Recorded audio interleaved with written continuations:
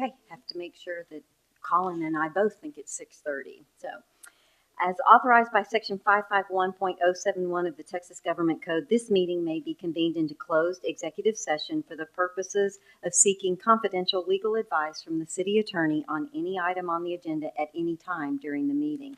The City of Bastrop reserves the right to reconvene, recess, or realign the regular session or called executive session or order of business at any time prior to adjournment. It is 6:30. I'm calling us to order. We do have a quorum. And tonight we have two gentlemen from Red Rock Elementary. And our first gentleman is Parker Kirschmar. And Parker, come on up. They can't see you. They don't know who I'm talking about. And you can stand by the podium and face the audience. This is the only scary part. Parker is in 4th grade, and this is his second year to be in the PALS program. The PALS program is the Peer Assistance Leadership Service, and he was telling me one of the projects they did was painting rocks. So if somebody's lonely or sad, they might look at a rock and feel better. So they do all they can to help all of their other friends that are in school with them. Parker is in 4th grade and likes math, and I always am happy when I see kids that like math. We also have Remy Izagira. Remy, come on up. Remy is in 3rd grade, and this is his first year to be in PALS, and he also attends Red Rock. And Remy likes all the subjects in school, but he thinks he likes reading the best. So let's give these gentlemen a round of applause.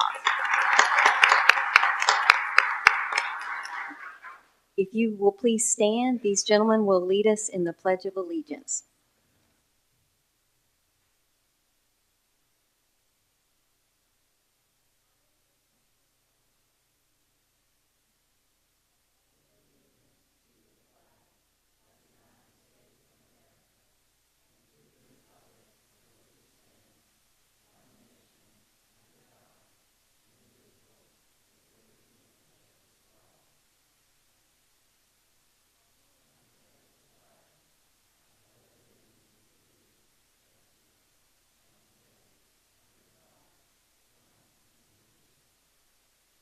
Thank you guys, you did a great job. Let's give them another round.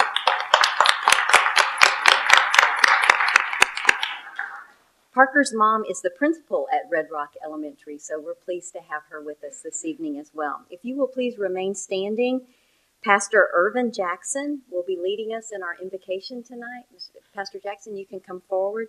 Pastor Jackson has the Anointed Hands Barbershop that's over by the Chinese buffet. He's been in Bastrop about 3 years, and he has the Father's Heart Ministry. And I've only spent 5 or 10 minutes with him, and he's my new best friend in Bastrop, and I'm going to be spending a lot more time with him. So he's going to be leading us tonight in our invocation. Amen. Can everyone bow their heads, please? Father God, we just thank you for the opportunity to come together and seek your wisdom, seek your counsel, and seek your understanding. Father, we lift up the city council this evening. We lift up the mayor. We lift up the city manager and all of the council members. Father, we ask that you give them wisdom and understanding, Lord, on how to navigate each and everything that comes across their desk. Father, we thank you for wisdom on how to deal with the community.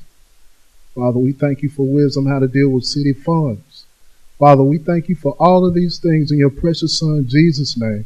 Father, we also thank you for the first responders, for the police department, the fire department, and emergency services. Father, we thank you that you keep them from in safety and from hurt, harm, and danger. We thank you for all these things in your precious Son, Jesus' name. Amen.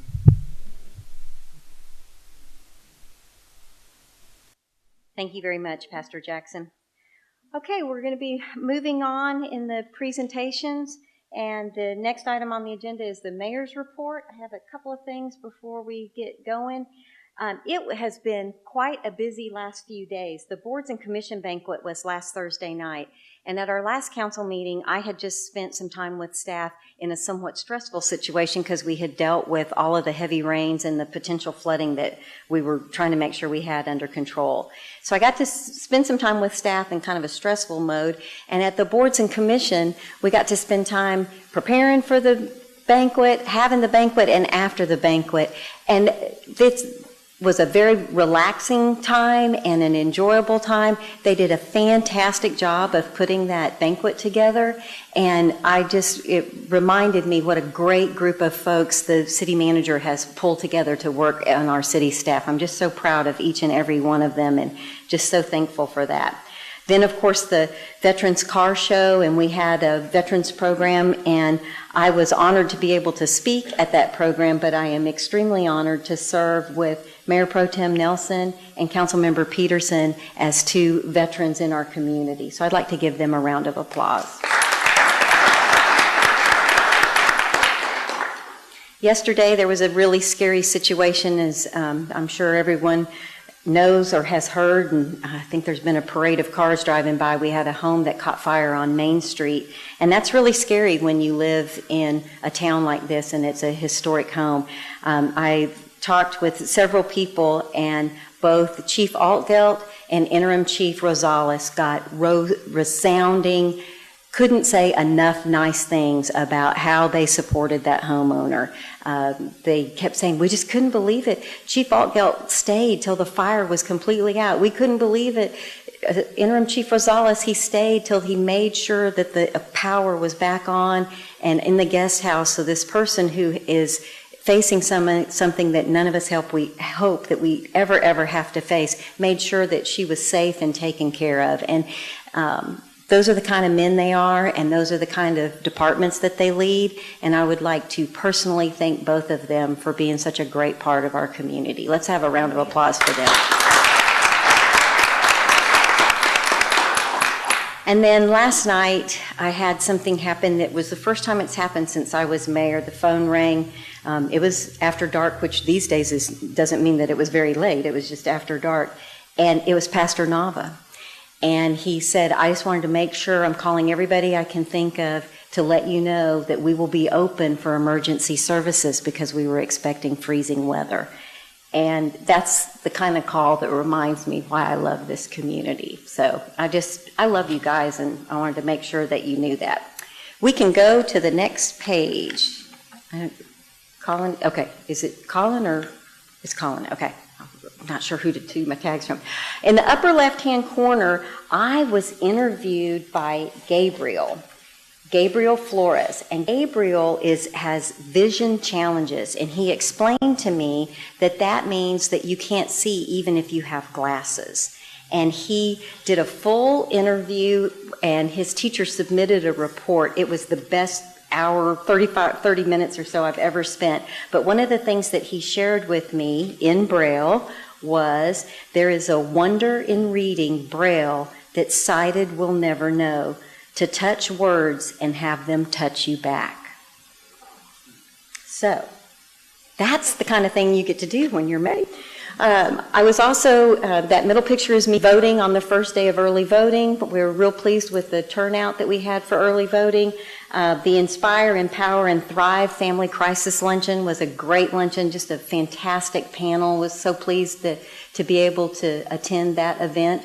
Our Building Bastrop open house, we got our DNA analysis that was back on October 18th. And on the right-hand side, Chairman McCall was in town, and he had lunch with Chief Altgeld, Judge Poppy, the city manager, and myself. And honestly, we just have fantastic representation. Kirk Watson was reelected as our state senator. John Cyrier was reelected as our state representative. And we have Chairman McCall as our U.S. representative, and they all are very reasonable people. They look out for Bastrop. They take our phone calls, and I'm just so pleased to be a part of that. The upper right-hand corner is the Smoky Mountains. I actually left Bastrop County. I got permission from city manager. She says, okay. My husband and I were gone from October 25th to November 4th, and the city manager taught me that for all of us, it's not a really good idea to announce to the world that you're leaving town. So I always kind of sneak out of town, but then as soon as I get back, I have people saying, where have you been? I haven't seen you around. So this is me officially telling you that of the previous times I've been in the Smoky Mountains, you can't see them, and the person I was with has always said that's why they're called the Smoky Mountain. But we were there when the leaves were turning. It was just a crystal day. You could see more than 90 miles. It was awesome, and we enjoyed being gone, but there is nothing better than coming home, and we were very, very glad to be home. The next page will show you some things that have happened. I've talked about the Boards and Commission banquet and the fantastic car show that we had, and I know some other folks will talk about what's been happening in that time. So if we can go to the next slide, and I turned this in before I left on vacation, so there are some things that are missing. Tomorrow night, we all have an opportunity free to the public to hear Sarah Collins Rudolph. She'll be at the Art Center. It's going to be a fantastic talk, and I would encourage everybody to come out. That starts at 6 p.m. Then I'll be in training on Thursday and Friday. Thursday night, we have a special city council work session where we're going to be learning about water and wastewater rate setting.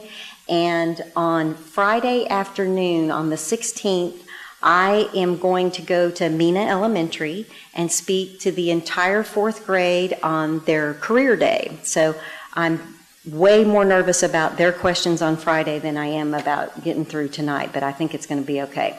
Then on November 17th, the Rotary Club is having their Men Who Cook activity, their event, and that is always such a great event, so I would encourage folks to do that. We have City Council meeting on the 27th. Hope everybody has a great Thanksgiving on the 22nd, but I need to mention that on Saturday, November 24th, Wasselfest and Small Business Saturday will be going on between 1 and 4, and then the much-awaited, ever-anticipated River of Lights will turn on November 24th between 6 and 9. We'll light the tree and we'll have the River of Lights come to life. And if you want to hang out with us, we'll be watching It's a Wonderful Life there at the park. And that is the end of my mayor's report. Council member... Oh, and thank you. I didn't have that in this. It's Time Texas. We're going to do that again this year. If you participated in that, and if you didn't participate in that last year, participate this year, you can already pre-register, and we'll be putting some stuff on social media. That doesn't start until, I think, January 7th, but you can start getting your name signed up, and we get points for the number of people that sign up. So the event is going to be on February 10th. And we'll be sending out some more information about that. But as you're thinking about that extra piece of pumpkin pie, just know that you have to sign up for It's Time Texas and get healthy with us first thing in the year. Thank you, Mayor. First off, I'd like to add my appreciation to city staff for two events, recent events. The tremendous amount of staff work that it takes to put on our Halloween here. It's amazing. If you've participated at all on any level, you understand what I'm talking about. Thank you for all of your work on that. And I wanted to add my comments to the mayor's about the Boards and Commissions banquet. It was a beautiful job, well attended, lots of folks, and it was very well done.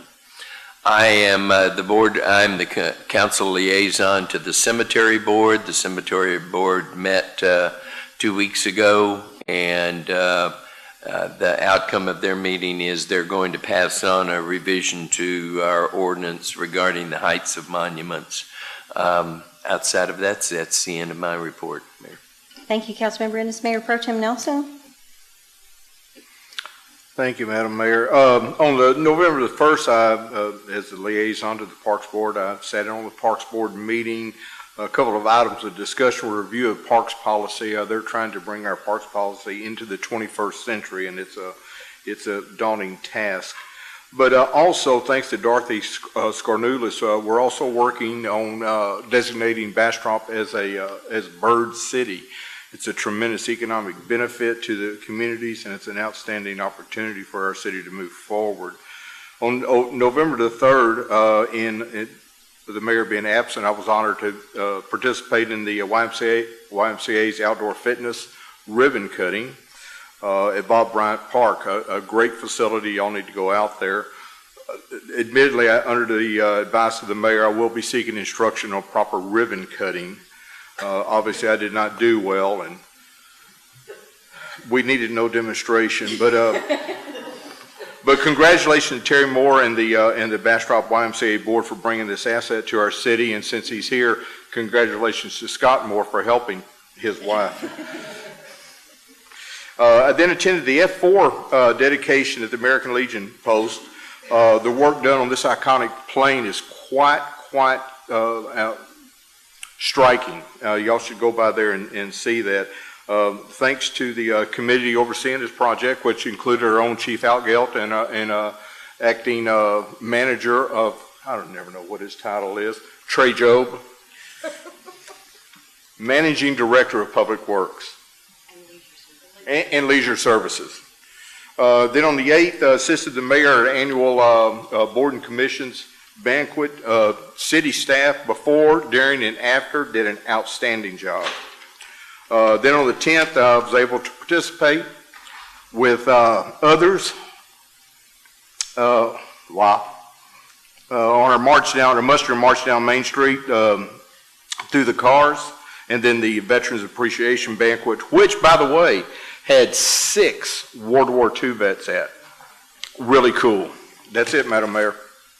Thank you, Mayor Pro Tem Nelson. Councilmember Rogers? I always feel like I don't have anything to say after he rumbles on. So I did want to say that I wanted to send a shout out to the YMCA on the Halloween festival. It was humongous, and so I ran out of candy after like an hour. There were so many people there. But that was a tremendous thing, and they really were able to move things around at the last minute with all the weather. So I just wanted to say thank you, and it was a great job.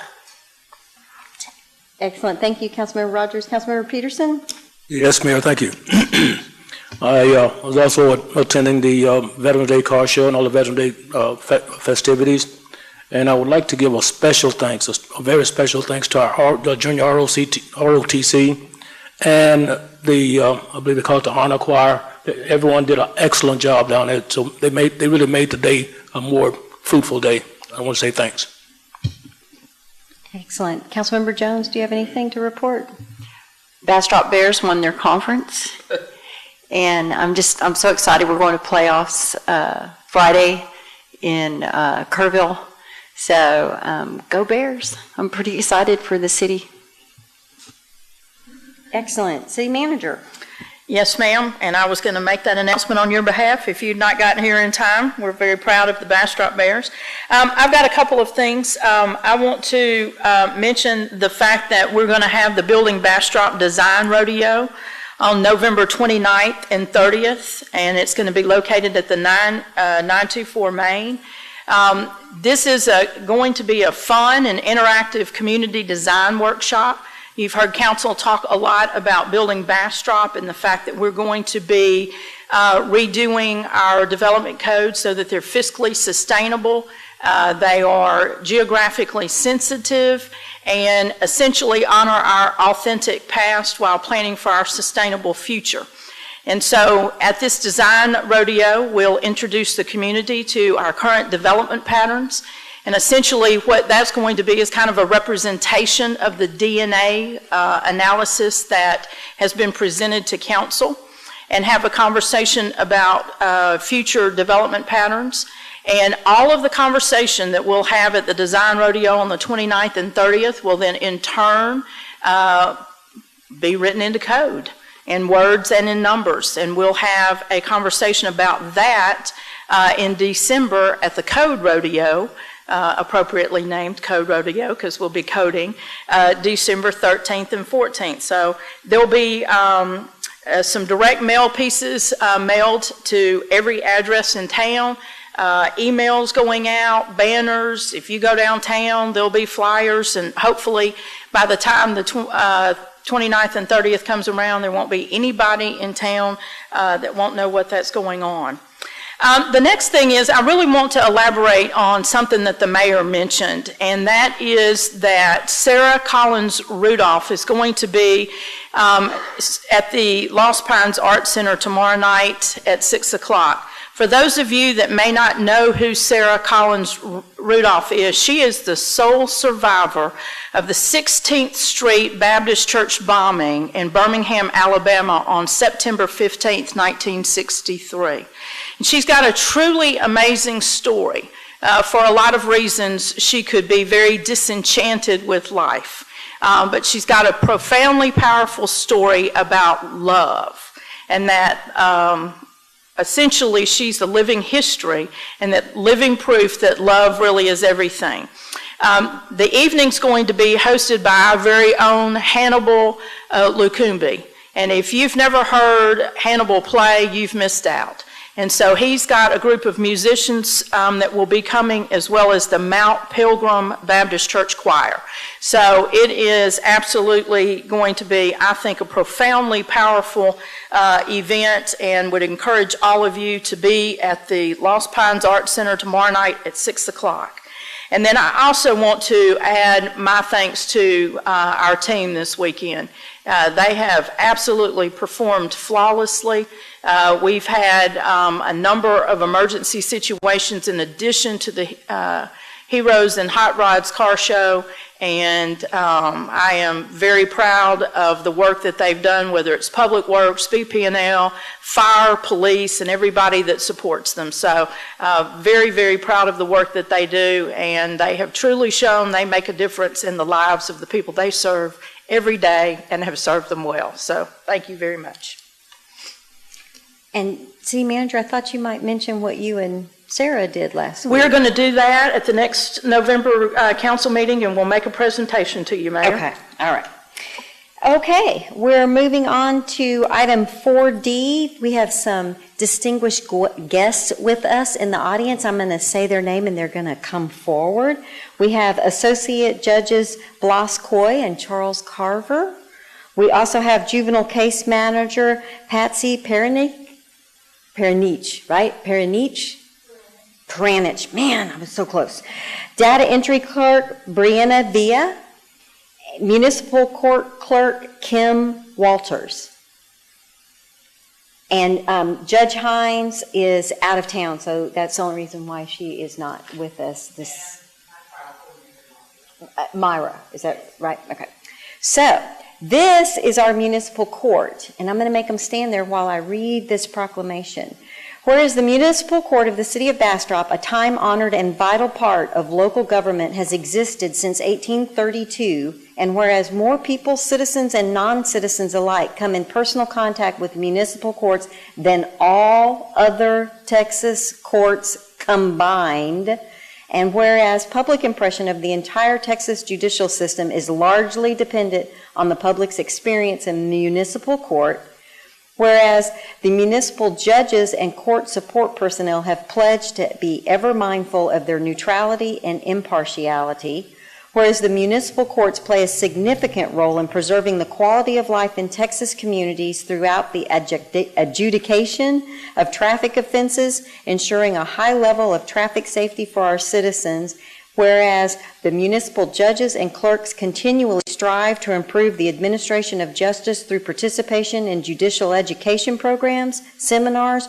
workshops, and annual meetings. Now, therefore, I, Connie Schrader, Mayor of the City of Bastrop, do hereby proclaim the 5th through the 9th of November as Municipal Court Week, and do hereby call upon community members to join us in the recognition of personnel serving the Bastrop Municipal Court. Let's have a round of applause for these folks.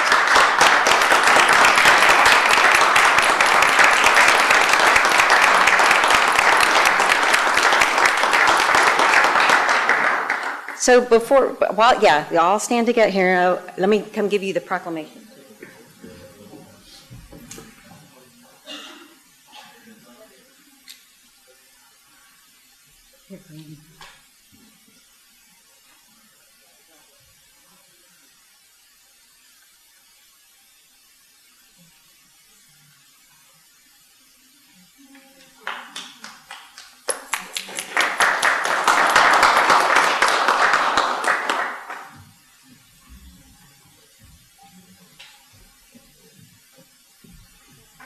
Council, I will remind you that it was 1 year ago, this meeting, that Associate Judge Carver was sworn in. Associate Judge Coy was sworn in at the next meeting, but it was a year ago that we actually added these associate judges to the municipal court because Judge Hines had been covering 24/7 and it was just crazy. And I have gotten tremendous response and they are so thankful to have you guys. And it's just such a great group of people and they do fantastic work. So I'm so proud of our municipal court. Thank you guys very, very much. Okay, we have no work sessions and briefings, so we're moving on to item 6A, receive presentation from the Bastrop Housing Authority on their 2018 annual report. And we will have Brandy Spencer, their executive director. Hi, Administrator, City Manager Humble, City Council members. I'm Brandy Spencer with Bastrop Housing Authority, and we are here tonight to present our 2018 report for fiscal year ending September 30th of 2017. We typically don't get our audits completed and approved by HUD until June-ish, so we're kind of a lag behind you guys. So the Housing Authority is governed by a 5-member Board of Commissioners that is appointed by the mayor. We have Phil Woods, Carlton Harris, Bernie Jackson, Deborah Thorne Francis, and then Janie McFarland is our resident commissioner. We've got 3 administrative staff members. We have the middle administrative staff left August 31st. At this time, we have no plans to fill that position. We've got 2 maintenance employees, Martine Galban and Michael Kresge. We have 3 different programs that we administer. Our public housing program, which is funded through rent paid by our residents, as well as subsidy that we receive from the U.S. Department of HUD. That program consists of 50 units that were built back in 1968, and they're scattered at 3 different sites here in Bastrop. Riverview Heights, which is near Fisherman's Park. There's 16 apartments there. That site consists of only 1-bedrooms that are occupied by elderly, near elderly who are age 55 or with a disability. Since I've been with the Housing Authority the last 25 years, we've served 79 families at that site. And then we've got Anderson Plaza, which is located by the softball field. There's 14 units at that site. It has 1 and 2 bedrooms, also served by elderly, near elderly. In the last 25 years, we've served 48 families, I believe, at that site. Linden is located at Main, Linden, and Wilson Streets. 20 units, families with children, elderly and disabled. We've served 102 families at that site with an average occupancy of 3 years, 7 months. Our public housing program is measured on the public housing assessment system, which consists of physical, financial management, and capital fund subcategories. And our annual assessments, on the last assessment, we scored a 96 for fiscal year ending 2017. So for physical, we received 39 out of the possible 40 points. We scored a 97 on our physical inspection, which was done by an independent contractor that works directly for HUD. Financial, we received the maximum 25 points on the last 4 of our FOS financial scores. Capital fund, we've received the maximum 10 points for the capital fund, and that should be the last 4 reports. And then our management assessment, we received 22 of the maximum 25 points for that sub-indicator. We did have some units that were offline for some abatement work, and so the additional time it took for the abatement work affected our occupancy percentages during that year. Then we have our Section 8 new construction program, which was actually built in 1978. That's just what they called it at that time, and it's more dwelling unit based assistance, so the assistance is tied to the apartments. That property was financed through bonds and they were paid off in 8, but we've maintained a HAP contract with HUD to subsidize a portion of the rents, the difference in the rent, the contract rent and the tenant paid rent. And then Piney Creek North, HUD contracts with performance-based contract administrators to perform management and occupancy reviews. HUD did not, they've contracted with Southwest Housing Compliance Corporation, and they did not do any management reviews from 2011 to 2016. We had our first management review in 6 years in April 2017, and we scored above average on that management review. And then our physical inspection for that property was a 93. And for if you score above a 90, you're only assessed every 3 years under the physical. So our last one was April 2016, and we should have one coming up this coming April. Then we have our Section 8 voucher program, which provides rental assistance that assists up to 22 families, allowing them to afford decent, safe, and sanitary housing on the private market. The amount of the assistance that they receive is based on their household composition, their household income, the type of utilities in the home, and then the size of unit that the family actually is eligible to lease based on their household composition. Under the Section 8 voucher program, landlords are required to screen their own tenants just like they would with unassisted tenants.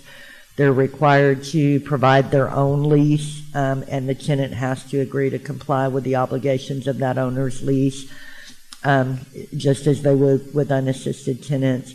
And then any program participant who would be evicted from housing, the only benefit for the landlord is they could potentially lose that housing assistance. And so we've had times where they left owing money and the landlord never thought they were going to collect, but the amount of money that was owed versus the duration of how long they would have to pay their own rent in full motivates them to some extent. And so so the tenant has the lease with the landlord has a contract with the housing authority. They agree to maintain the unit to meet our housing quality standards in exchange for the assistance we provide for that family.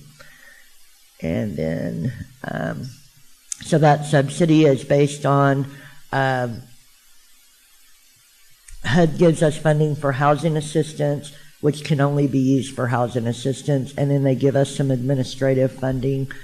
The subsidy we get this year is based on what we spent last year, and in the last many, many years, we have only been receiving a prorated portion of that subsidy.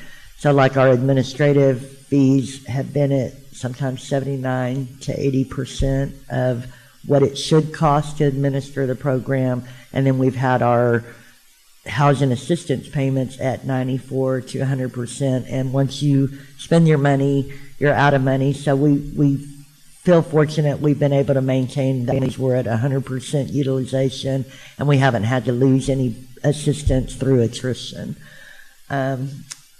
So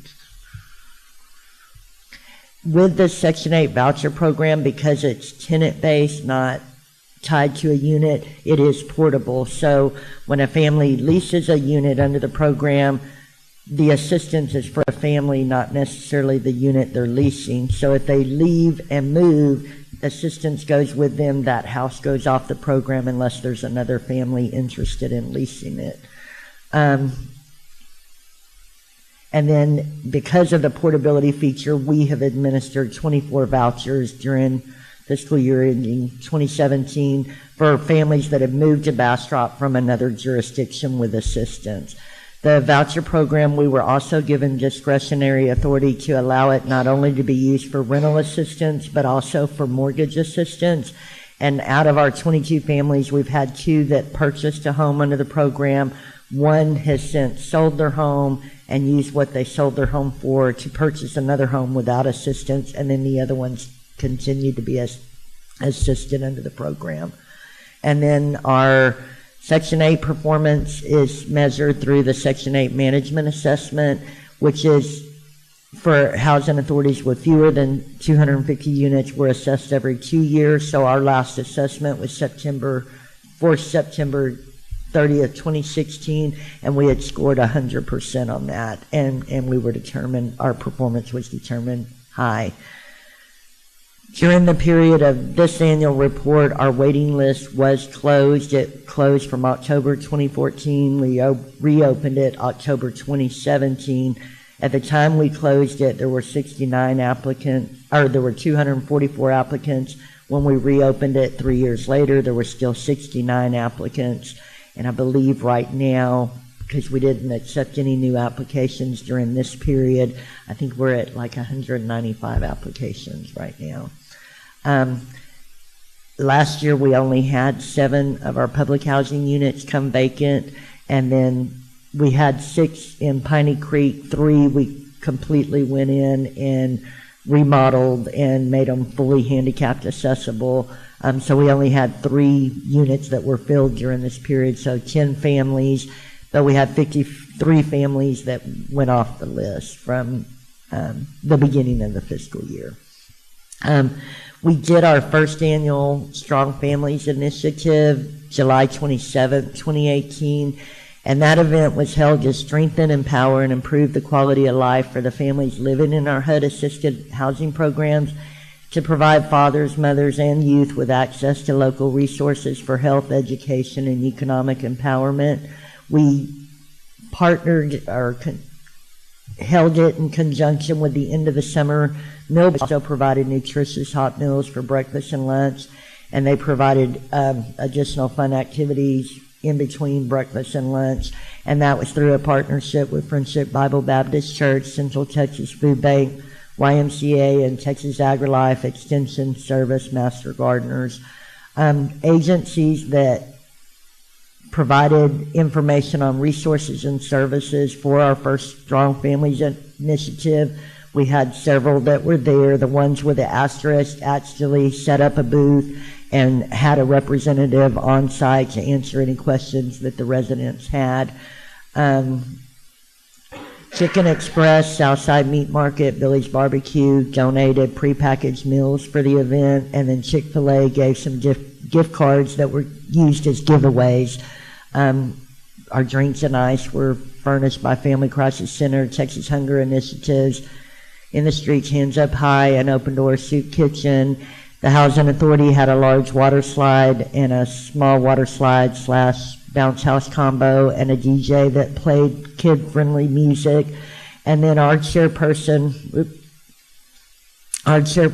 is the pastor at First Assembly of God, and he received a donation of 554 pair of new shoes from Buckner International via One Life, One World International, and we distributed those to adults and children during the event.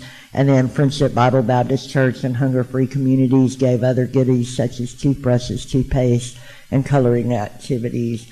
And then we had our Honorable Mayor Schrader stop to visit with us. And then the second picture is myself with our chairperson, Phil Woods, vice chairperson, Carlton Harris, Mary Butler, the pastor of First Friendship Bible Baptist Church, and then Katie Nye with Texas Hunger Initiatives.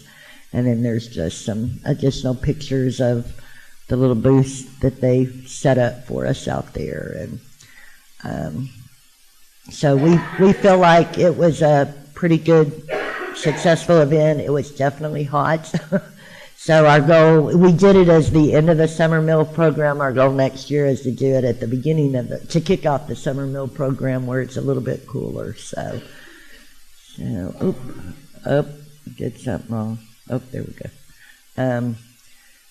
So this was them distributing shoes, and so these are the different types of shoes that they gave away, and some of our residents getting shoes, and then the end of their fun time. So we had a much bigger turnout than we expected. I think we probably estimate we had at least 80 to 100 kids that came, and so the residents invited a lot of family members and stuff, so we were very proud with the turnout. Questions? Ms. Spencer, you do just a fabulous job, and that was such a great event and so well attended. Councilmember Ennis? Ms. Spencer, I'm maybe dumber than dirt, but I need a quick little comparison or explanation of the difference in public housing and the Section 8 new construction. Okay. They're very similar. Public housing, basically our funding is some subsidy from HUD, but a lot of our revenue is the rents we collect from our residents. The Section 8 new construction, the rents are calculated the same, and in fact, we've got the same administrative occupancy policy for both programs. But those units, there's a contract rent set for the units, so whatever the tenant cannot afford to pay, their rents, they typically will pay 30% of their income for rent and utilities. So whatever their 30% is, HUD will subsidize that amount up to the maximum rent on that unit. Whereas our public housing, if you've got a lot of tenants who are not working at the time, then your budget's based, it's driven by the revenue coming in from the tenants. Whereas Section 8 new construction, it's a contract rent, just like a rent would be on the private market. We did just complete our first rent comparability study that was required for that property, and our rents went up approximately $350 per unit to kind of catch up with the current market.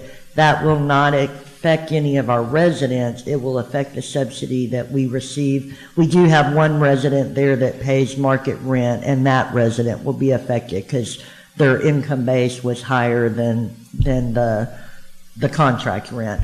But we're estimating that we'll get probably about $130,000 more a year in revenue for that property, which is perfect timing because we have a lot of renovations planned for that site. So, thank you very much. yes, sir. Thank you, council. Any other questions? Mayor Pro Tem Nelson? Comment and a question. Optimum points in almost every category. Congratulations, and you do an outstanding job. My question is pretty simple. How's the number of low-income families served set at 22? Unfortunately, HUD came out with a Section 8 certificate program in the early 80s, and then they came out with what they called a voucher program in like 1985, 86. That was basically the last new program that HUD came out with. I wasn't here at the time, and it's my understanding, I was at Smithville at the time, and we applied for both programs.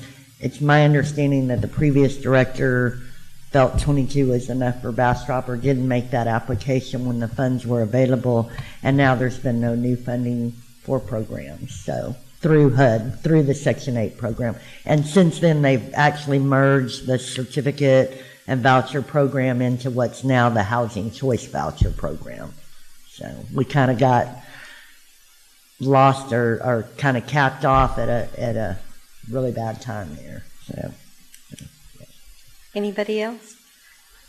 Thank you so much, Ms. Spencer. Just a fantastic job. thank you. Mayor, Thank you. one comment, Mayor, before she leaves. Absolutely. Ms. Spencer, I do want to give you kudos and say thank you very much because of the sanitation and maintenance on those buildings.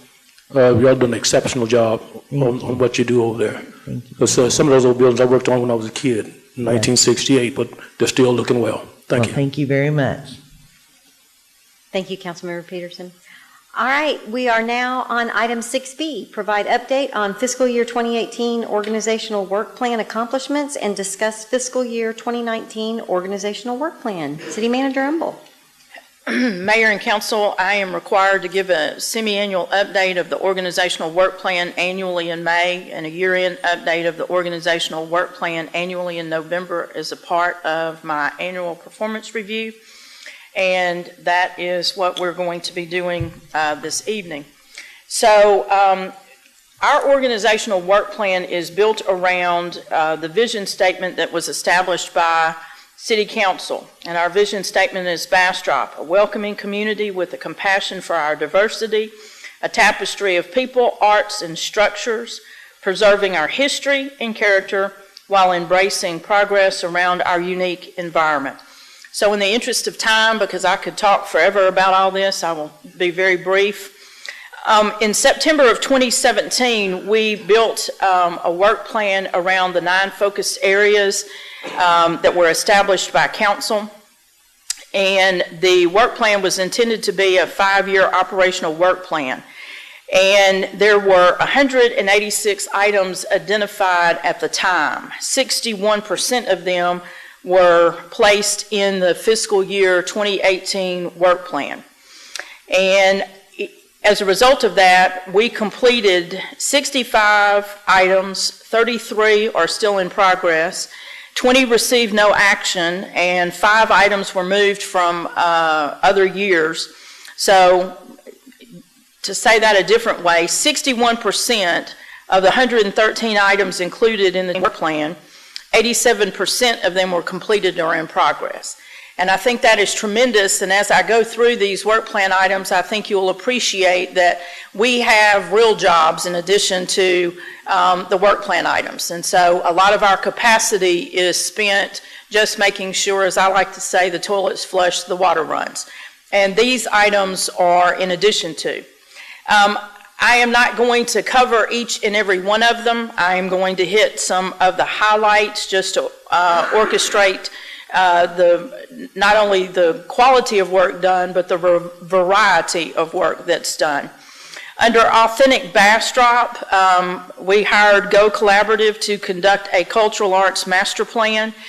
We anticipate that plan will be completed in January of 2019, and we're hoping for an update to council in December if all goes well, but if not, the first meeting in January.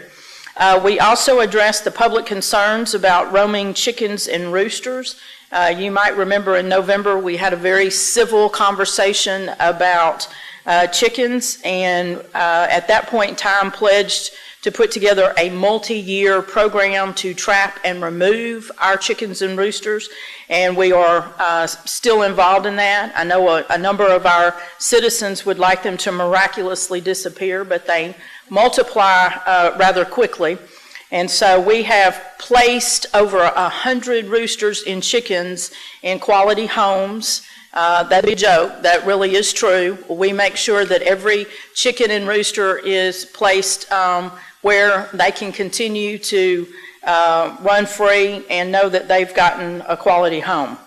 In addition, the skate park that's been on the wish list of our park board for a number of years was designed, and in the fiscal year 2019 budget, the first phase of that skate park has been funded. And so we anticipate the construction starting sometime this year in Fisherman's Park of our skate park. The next category is communications. We spent a lot of time this summer reformatting our budget presentation, and it is very extensive. There is a lot of information that really isn't numbers. I like to tell our staff that budgets really aren't about the numbers. They're about the services that we ultimately provide to our citizens. So there is a lot of information, excuse me, relative to programs and the value that you receive. So we will be submitting our new budget for the Distinguished Budget Presentation Award in December. One of the commitments from council was to meet with all of the active boards and commissions. And what I mean by active is we have a number of boards such as the Ethics Commission or the Zoning Board of Adjustments that only meet on an as-needed basis, and they have a very specific function by virtue of the ordinance that created them. But for all of the boards and commissions that are active, council pledged last year to meet with them. They met with all of those, and in some instances, like the Planning and Zoning Commission and the Economic Development Corporation, I think they might have had multiple meetings. The third item is community safety. And one of the things that I am very, very proud of is we conducted more than 2,350 hours of emergency management training. Back in August of 2017, we had Hurricane Harvey, and I realized at that time that we were not good partners with the county relative to emergency management, and we needed to really invest time and energy in our emergency management training, and I think the hours speak for themselves. We have 45 employees fully certified to participate in an emergency operations center. We have multiple employees that are trained for multiple functions. Because we have employees that have a job that does multiple tasks, when that person's on vacation or sick or called to do something else, we have to have other people trained to backfill. So we've taken that to heart and are very pleased with that. We also created and implemented a crisis communication plan, and hats off to both Sarah O'Brien, Tanya Cantrell, and Colin Guerrera. I think they have set a standard now where people are beginning to come to the city for updates when we experience some kind of emergency or weather event, because we are getting the reputation of being quick to put good information out there. We are very good to update and respond, and we try to give complete information. We also are very proud that we opened our FEMA shelter at 1206 Linden. We have installed new street signage with the 100-block identification. And for those of us that are new to Bastrop, that is exciting. I now know where I am, and I know what 100 block I'm in. For those that are interested, there are some missing street signs. Unfortunately, the vendor we hired failed to print anything with the W. So Water Street, Walnut Street, all of those streets have not been printed. So we submitted another order, and they showed up a week and a half ago. And guess what? They were in the wrong green. So we had to send them back a second time. So we're hopeful that the third time's the charm, that we'll get the street signs in the right color so that they match. So sometime this year, we'll complete the street signs. We also are very proud that professional services agreements have been awarded for not only a new water treatment plant, but the much awaited new wastewater treatment plant. So we are very, very excited to be able to finally move forward on those two programs as well. From an economic vitality standpoint, we prepared a $4.7 million certificate of obligation sale with no tax increase. Council approved that, and that money has gone to fund the first and second years of our street maintenance program. It has also helped fund the remaining dollars needed to fix the Main Street rehabilitation program the way that was originally envisioned. And it will also help fund the city's portion of 3 drainage projects that we've been awarded from FEMA. We also are very proud to acknowledge that our convention center rentals at the conclusion of the year have gone up by more than 50%. In December, Kathy will be giving an update, and it's now to the point that we're having to add additional part-time help because we are having to turn that facility with a day's notice, and that used to not be the case. But that staff is working tremendously hard, and I'm looking forward to getting a great report in December so we can brag on the great work that they continue to do. Under fiscal responsibility, I am absolutely delighted in this. We implemented a program called Compass Medical Services. It's really considered a concierge service that helps our employees shop for health care services. As an example, an MRI might be as cheap as $600 or as expensive as $3,000, depending on where you go, both of them certified. Compass helps us find the best place to do that. So this is tremendous. We saved over $100,000 as a result of our participation in Compass. And that is a 13-to-1 return on investment for what we spend versus what we got back. That's money in the bank. Because our employees did such a great job, our health insurance did not go up. I bet there's not too many people in the world that can say their health insurance premiums didn't go up just because national standards went up. So I'm very, very proud of the work that our employees consistently do to spend their money and the city's money very wisely. We completed a pavement condition impact study and developed and funded the first 2 years of a street maintenance program. Trey Job and Curtis Hancock did a really great job of prioritizing the streets and have put together a 5-year program, but the first 2 years are funded and will be executed. The sixth focus area is managed growth, and we hired Simple City Design to begin the development code rewrites, and that was kicked off with the coding of the DNA of downtown. The seventh item is our multimodal mobility goal, and we approved an interlocal agreement with CARTS that had been years really in the making. We appreciate our partnership with CARTS and look forward to adding a second bus route this next year. We also awarded a contract for a concrete contractor to complete the gaps in the sidewalks for traffic safety in downtown Bastrop, and so we'll be working toward that in the spring when it warms up again to start pouring concrete. On our eighth goal is organizational excellence. We implemented Tyler Technology Police Records Management System, a police computer-aided dispatch, as well as municipal courts. And what that now does is allow our interaction with the county to be almost seamless. When a call comes in, they can send that information directly to our officer in the car. That was having to be manually dispatched prior to, and we weren't getting necessarily the most comprehensive amount of information, and so that's really making a difference not only in the way our officers respond, but the data that we're collecting as a result of that. So we're very, very excited about that. We held our first annual Boards and Commission and Volunteer Banquet. We also held our first annual Boards and Commission and Volunteer Fair. We participated in the Nibbles Backpack Program.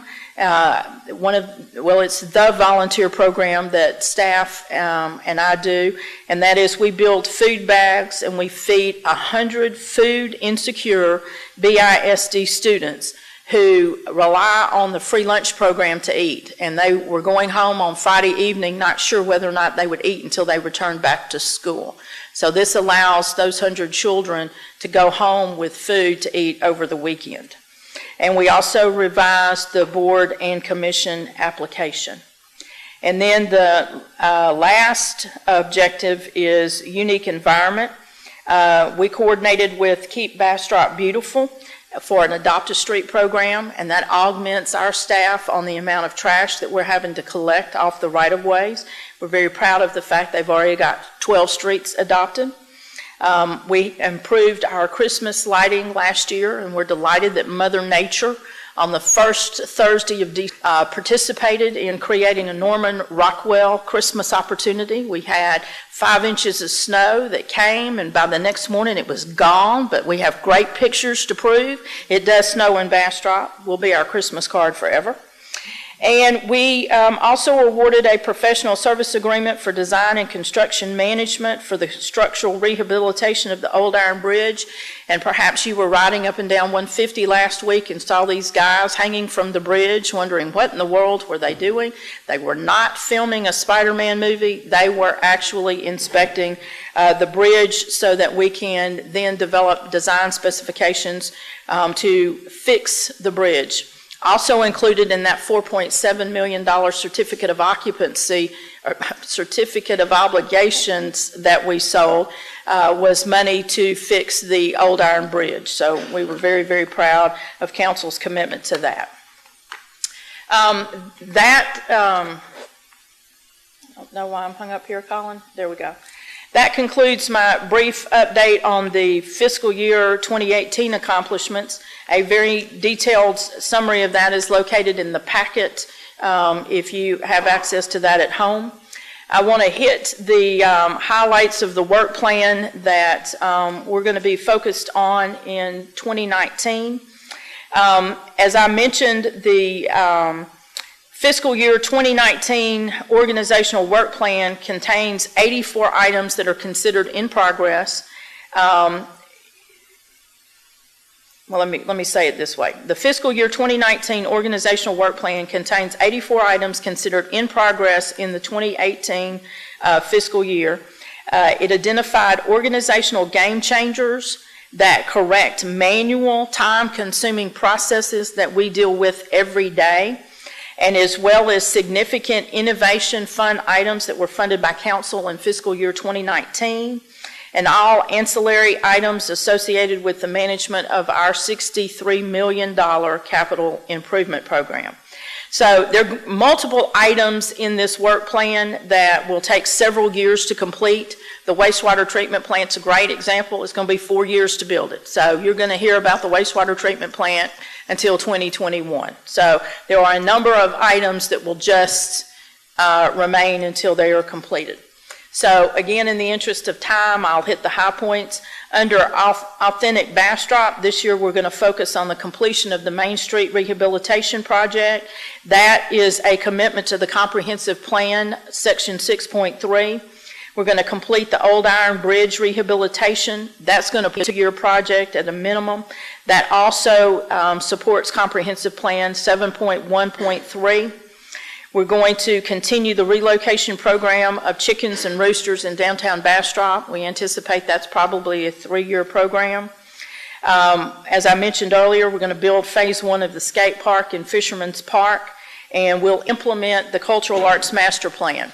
One of the things that council approved as a part of the budget is about $50,000 because we knew that the master plan would be adopted by council mid-year. So there's $50,000 to immediately start the implementation of that plan. We didn't want the energy or the synergy that was utilized to create it to die off waiting for a budget to happen. So we look forward to receiving that and get busy about implementing it. The second item is communication. We will develop and produce a monthly electronic newsletter that tells the city story and all of the exciting things that we have going on. One of the council funded is a multimedia manager, and Sarah and Colin and others are in the process this week of interviewing applicants for that position. So we hope to have an announcement in the next 30 days or so about that. We are also installing the vote link systems in the council chambers. Our council and staff recently took training of our new, it's called board docs. That doesn't mean anything to the public, but it's an electronic way for us to interact our agenda with the way you experience it at home and deal with it online. We had to get the training early because they were booked up, but it will be about 30 days probably before we have it ready to implement and kick off. So anticipate the first of the year, the experience that you have online changing a little bit, but we're very excited about what that will allow us to do. We're also transitioning from Code Red to Everbridge in conjunction with the Central Texas Area Council of Government. It's a way more robust way to notify the public than Code Red, so we're excited about being able to better communicate with that technology. Under community safety, as I mentioned, we're designing and building a wastewater treatment plant. We anticipate that we will be mobilizing construction no later than the end of August of this year. We have a permit for a wastewater treatment plant that we plan to utilize, and so we are very aggressively working forward on making that happen. You hear every council meeting talk about building Bastrop, our moratorium, and our drainage regulations. We will be doing that this year as well as updating our development codes. And we will be completing the design of the Public Works detention pond, the Pine Street improvements, as well as the Jasper Newton drainage improvements. Not only have those been released by FEMA, but I've mentioned that council has approved the funding. So over the next 18 months or so, we hope to get those projects kicked off and well under construction. Under economic vitality, we're very excited to be a part of a pilot program that is developing the fiscal impact analysis.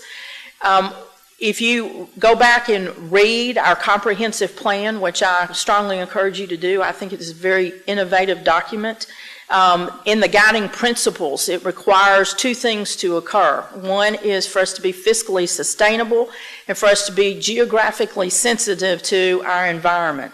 And so the development of our fiscal impact analysis will allow us to be able to measure fiscal sustainability and hold not only our codes to that standard, but new development that comes in. And that will ensure a long-term financial healthy environment for the city of Bastrop. We also have committed to continuing to increase the rental revenues of our convention center. And I am very, very excited about the passion that the staff across the street has in that. And again, look forward to that presentation in December. Under fiscal responsibility, we'll be implementing year one of the street maintenance program. The mayor has already referenced a water and wastewater rate study that we will be doing on Thursday night, and so we will be implementing year one of that rate study. We are in the process of developing wholesale water and wholesale wastewater agreements and serve customers that are outside of the city limits, but yet in our wastewater ETJ, or our wastewater CCN rather, and our soon-to-be water CCN with an item we have on the agenda this evening. And it's also going to require us to create some rate categories. So we're working not only with the city attorney's office, but our rate consultant, and hopefully in early January we'll have those rates and agreements standardized as a template for council to adopt so we can move forward. We will also be completing the Hunters Crossing Local Government Corporation and Public Improvement District statutory audit. We anticipate that there will be a public meeting in March where we will do a very thorough, in-depth presentation of the findings of our PID audit and hopefully be able to get all of that resolved and the 14-year history that has been created as a result of that. Under managed growth, we will be updating the zoning and the sign ordinance as a part of our building Bastrop. Those are anticipated to be completed by the end of March. We will also be updating our technical criteria manual, which is our international building codes and subdivision ordinances and those types of things, and we anticipate that will occur by the end of December of 2019. And then we're in the process of reviewing our interlocal agreement with Bastrop County, known as our 1445 agreement, and we anticipate in the very near future that that will be completed as well. Under multimodal mobility, we'll complete the gaps in the residential sidewalk. We'll complete the downtown trail expansion in conjunction with the Bastrop Economic Development Corporation. And then the trail to the Bastrop State Park in partnership with TxDOT and CapCog is currently being designed. From an organizational excellence standpoint, we are working very, very hard to become an organization that's paperless by 2021. You've heard me say publicly that sometimes finding something is a 3 or 4 day scavenger hunt. That's time we don't get back. So we're working very hard to go paperless. We have staff dedicated to scanning records and making sure that they are saved, because every document that is scanned in, we know where it is and we can find it quickly. And that's a victory every day. We will also be hiring a construction inspector and other key personnel funded in 2019. We have a new building official that has a lot of key contacts around the state and is actively working his network so that we can continue with the quality level of hires that we have seen over the last few months. And then under unique environment, we'll institutionalize our Adopt a Street program with Keep Bastrop County Beautiful, and we will support the community-wide branding efforts led by Visit Bastrop and their new executive, Susan Smith. Just in conclusion, I would say that There is also a third document in the packet, and in the interest of time, I'm not going to cover it. But if you have an interest in knowing how we're doing in the implementation of the comprehensive plan, there is about a 10 or 11 page document that takes each of the objectives in the comprehensive plan and talks about what we've completed or what we're in the process of doing. This council and staff has committed that comprehensive plan is a living document. It represents a very bold and strong vision of the community. We take that very seriously and are very proud of the work that we've gone through that. So, Mayor and Council, that completes my presentation, and I'm happy to answer any questions. Thank you, City Manager. It's mind-boggling the amount of work that you guys have done in a year, and your leadership and the hard work of the great team that you've put together. It's, as you say, this doesn't count toilets flushing, somebody calling to complain. I mean, there's a million other things that go on, and you guys say grace over all of that, and I'm just personally very thankful to you. Councilmember Ennis? I'd like to refer back to fiscal year 2018, and I think it's time we gave our city manager and our staff a standing ovation for the amount of work that they've put together.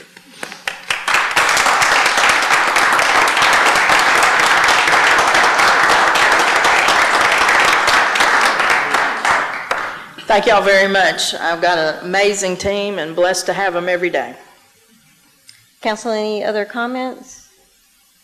Thank you so much. Just really a great job of putting all that together. And I would encourage folks, our budget, everything's online. It's in the packet, so you can refer to that. Of everything that she talked about, there was 10 times more things that she could have talked about, the things that have been completed and things that are planned. And some of you know that I was the chair of the steering committee for the comprehensive plan, and I was just determined that it not get dust on it, which is what the previous comprehensive plans had done around here, and it would not be happening without Linda and her staff, so very thankful for that. We are moving on to item number 7 for citizens' comments. I have one person signed up to speak, Terry Moore.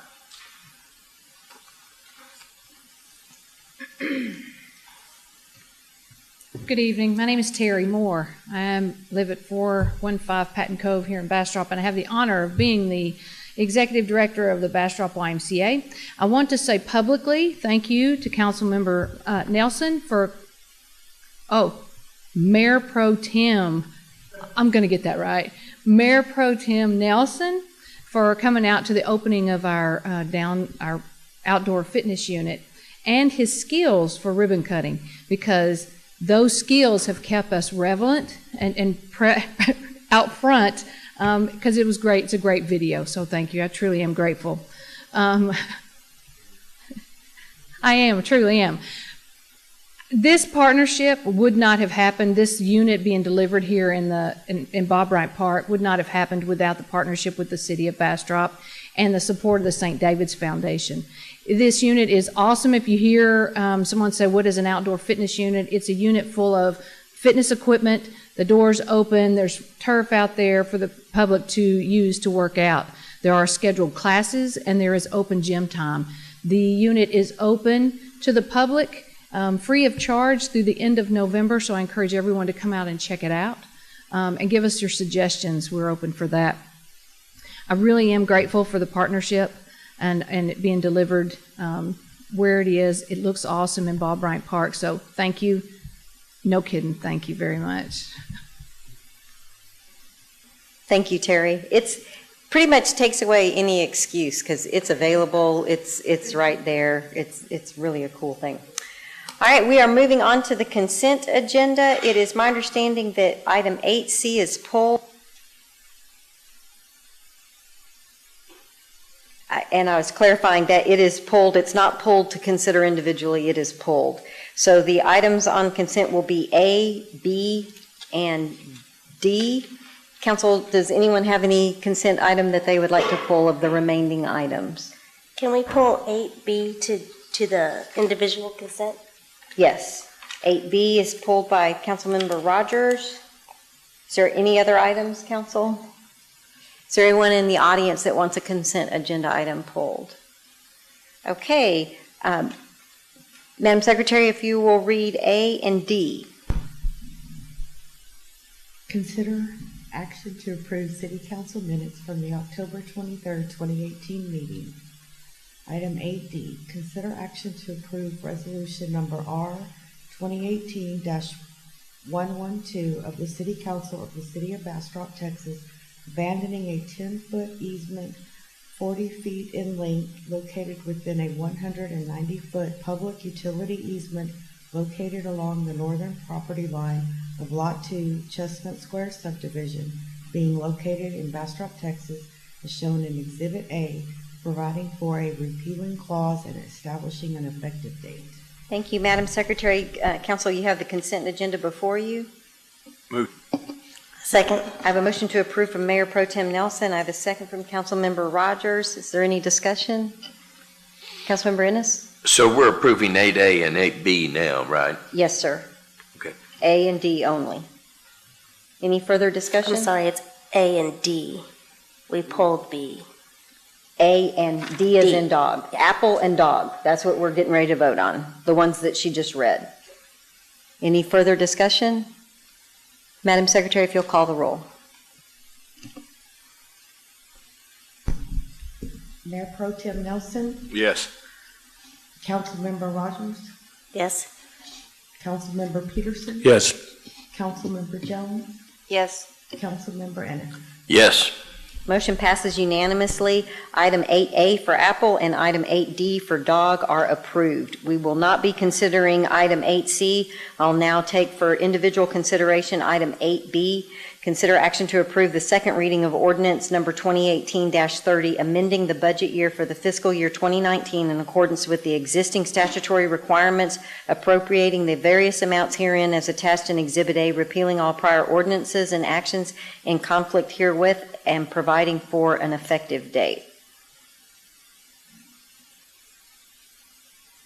Actually, I understand it when we read it over at the last council meeting. My request is whenever we're transferring things, because I'm really trying to keep track of the budget and all these numbers that you guys are feeding at me, whenever we're switching and moving something, I was wondering if you wouldn't mind sending me how that looks on the page, that the printed page we got, so it send us an updated, okay, on page 63 it's now, since you've moved it here to there, this is what page 63 now looks like.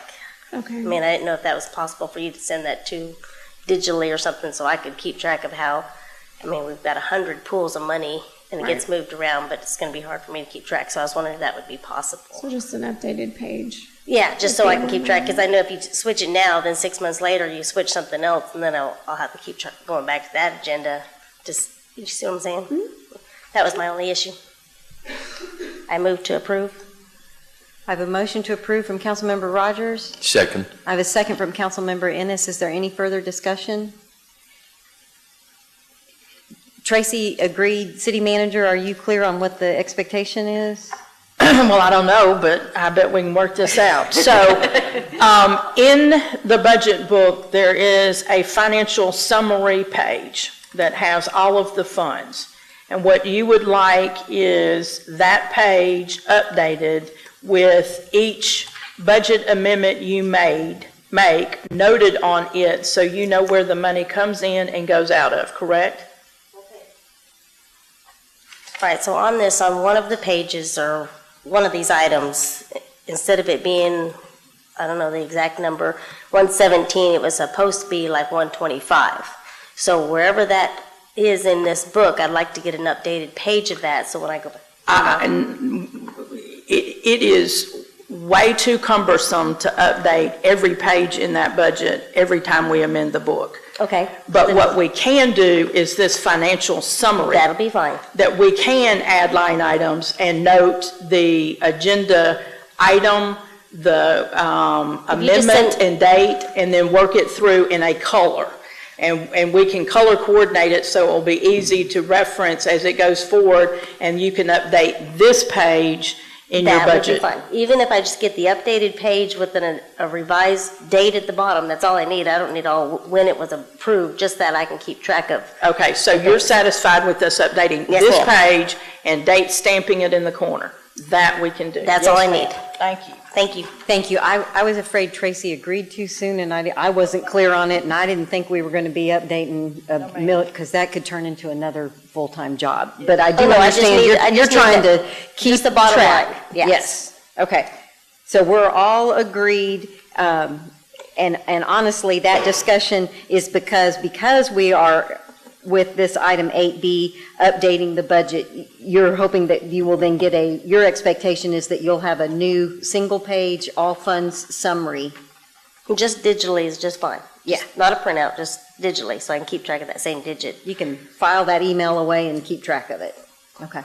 Is that a reasonable expectation? Yes, ma'am, and I will tell you, just so we don't forget, it will become an attachment to the budget ordinance that Tracy brings forward, is that page will then be included with it shown on it, so that every time you get it, you'll have it, and that'll just be the way Perfect. we do it. Thank you. That's a great suggestion. Thank you, City Manager. Okay, I just wanted us all on the same page before we got away from this. So I have a motion and a second. Is there any further discussion on item 8B as in boy? Madam Secretary, if you'll call the roll. Councilmember Rogers? Yes. Councilmember Ennis? Yes. Mayor Pro Tem Nelson? Yes. Councilmember Peterson? Yes. Councilmember Jones? Yes. Motion passes unanimously. We are now moving on to items for individual consideration. Council, it's 10 till 8. Are everybody okay with keep going, or do we need to take a... Everybody's okay. All right. The first item up is 9A, consider action and approve resolution number R 2018-113 of the City Council of the City of Bastrop, Texas, making determinations regarding certain project-specific exceptions and or exemptions as provided by Emergency Ordinance 2018-1, Section 8, and Emergency Ordinance 2018-2, Section 7. Council, you had a number of documents placed at your position, I don't know what to call it, right in front of you when you sat down. There are 4 items to be discussed. Their applications are behind you, and then we also have the documents that Ms. Bills put together. Has everyone, and I know Ms. Jones have had a chance because it was here this evening, do we need to take just a couple quick minutes to read through it, or are you happy to let Ms. Bills present? What's your preference? Councilmember Jones? I think it's fine to have you go ahead and present. Okay. Is everybody else okay, or does anybody need any time to read anything?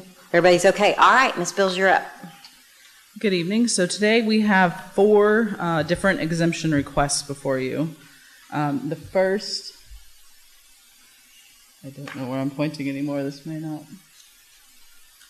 Just can you put me forward? There you go. Okay, yeah, got it. The first one is at 414 Magnolia Street. This site is an existing single-family home. What they are proposing to do is add on 280 square feet of a sunroom and a patio onto the back of their house. And this is kind of a rough drawing. When we met with them, they had kind of their conceptual drawing, but they haven't submitted any permits as of yet because they have to go through this process first. The lot is 0.327 acres in size. The impervious cover increase from this addition onto their property will be a little under 2% of an increase of impervious cover, which the engineer calculates to be a 0.04 cubic feet per second increase in drainage, which is very small in the realm of drainage. You can see the location of the lot on the street. Currently, it backs to a platted but not built subdivision. It was what we tend to refer to as a paper plat. The lot's got there, but none of the infrastructure is there. So eventually, that subdivision to the north will build out, but currently it's just an empty field. Here's a view of the house from the street. It's just a one-story brick facade home. The drainage study that the engineer provided shows that the drainage currently flows to the south through kind of from the back of the yard to the front onto Magnolia Street, which then goes to the east in the street and follows the curb. Or actually, there's a ditch along the side of Wilson Street that eventually then feeds into the creek at the north. So the drainage pattern follows the street. So that's the first request. Any questions on that one? Council, any questions from Councilmember Ennis? So the drainage goes down Magnolia toward Piney Creek? Yes, it goes down Magnolia and then turns and goes down Wilson. It follows the street on Magnolia, and then it goes into a ditch that runs alongside Wilson Street. Well, the increase is so minimal that that would, thank you. Any other questions for Ms. Bills? We'll be taking these individually like we often do. You can refer to this as Move to approve. 414 Magnolia. Second. I have a motion from Mayor Pro Tem Nelson to approve 414 Magnolia Street and a second from Councilmember Jones. Is there any further discussion? It was a tie. I gave the tie to the lady. I thought you would be mad at me if I didn't give the tie to the lady, so. I was acquiesced to my part. Okay. Is there any further discussion on 414 Magnolia? Hearing none, Madam Secretary, if you'll call the roll. Mayor Pro Tem Nelson, Yes. Councilmember Jones. Yes. Councilmember Ennis, Yes. Councilmember Rogers, Yes. Councilmember Peterson. Yes. Ms. Bills? So the second property is 173 Mahalua Lane, Antietam Village. This is actually kind of on the edge of the city limits. Right south of this property is the edge of the city limits in this area. This is an existing single-family house, and they are proposing to do a 192 square foot shed that'll actually be up on footings, so it won't be directly on the ground. The lot size, they have three lots that they're built on currently that is 0.77 acres. So the increase in impervious cover for the entire area is 0.5%. And the runoff increase is none in this case because generating enough to create additional runoff from the property. It'll most likely soak into the ground. So I have a question that has nothing to do with 173 Mahalua, and that is, if it has no increase in runoff, why couldn't staff approve this? because it still is increasing the impervious cover Impervious or the change coverage, so in it's the, one in or the other. Okay. Move to approve. I have a motion to approve from Councilmember Jones. Second. I have a second from Councilmember Peterson. Is there any further discussion or questions? Hearing none, Madam Secretary, if you'll call the roll. Councilmember Jones. Yes. Councilmember Peterson. Yes. Councilmember Ennis, Yes. Mayor Pro Tem Nelson, Yes. Councilmember Rogers. Yes.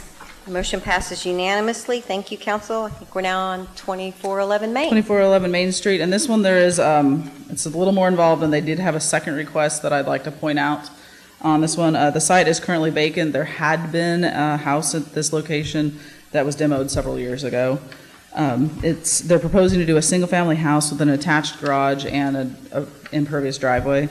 The lot is 0.36 acres in size. They're proposing to do 2,800 square feet of impervious cover, which would increase the runoff from the site by 0.57 cubic feet per second.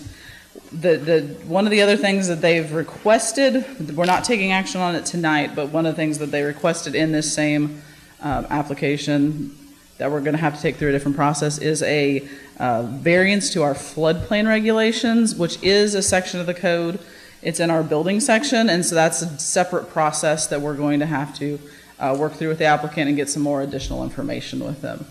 This is honestly something that, looking back, I haven't seen anywhere in the recent past that the city has processed one of these, and with the current staff, none of us have gone through this process. So this is something we will be working on with the applicant. To show you where this location is, it's on the corner of Mesquite and Main. It's a kind of longer, skinny lot. It's pretty flat. The drainage does drain.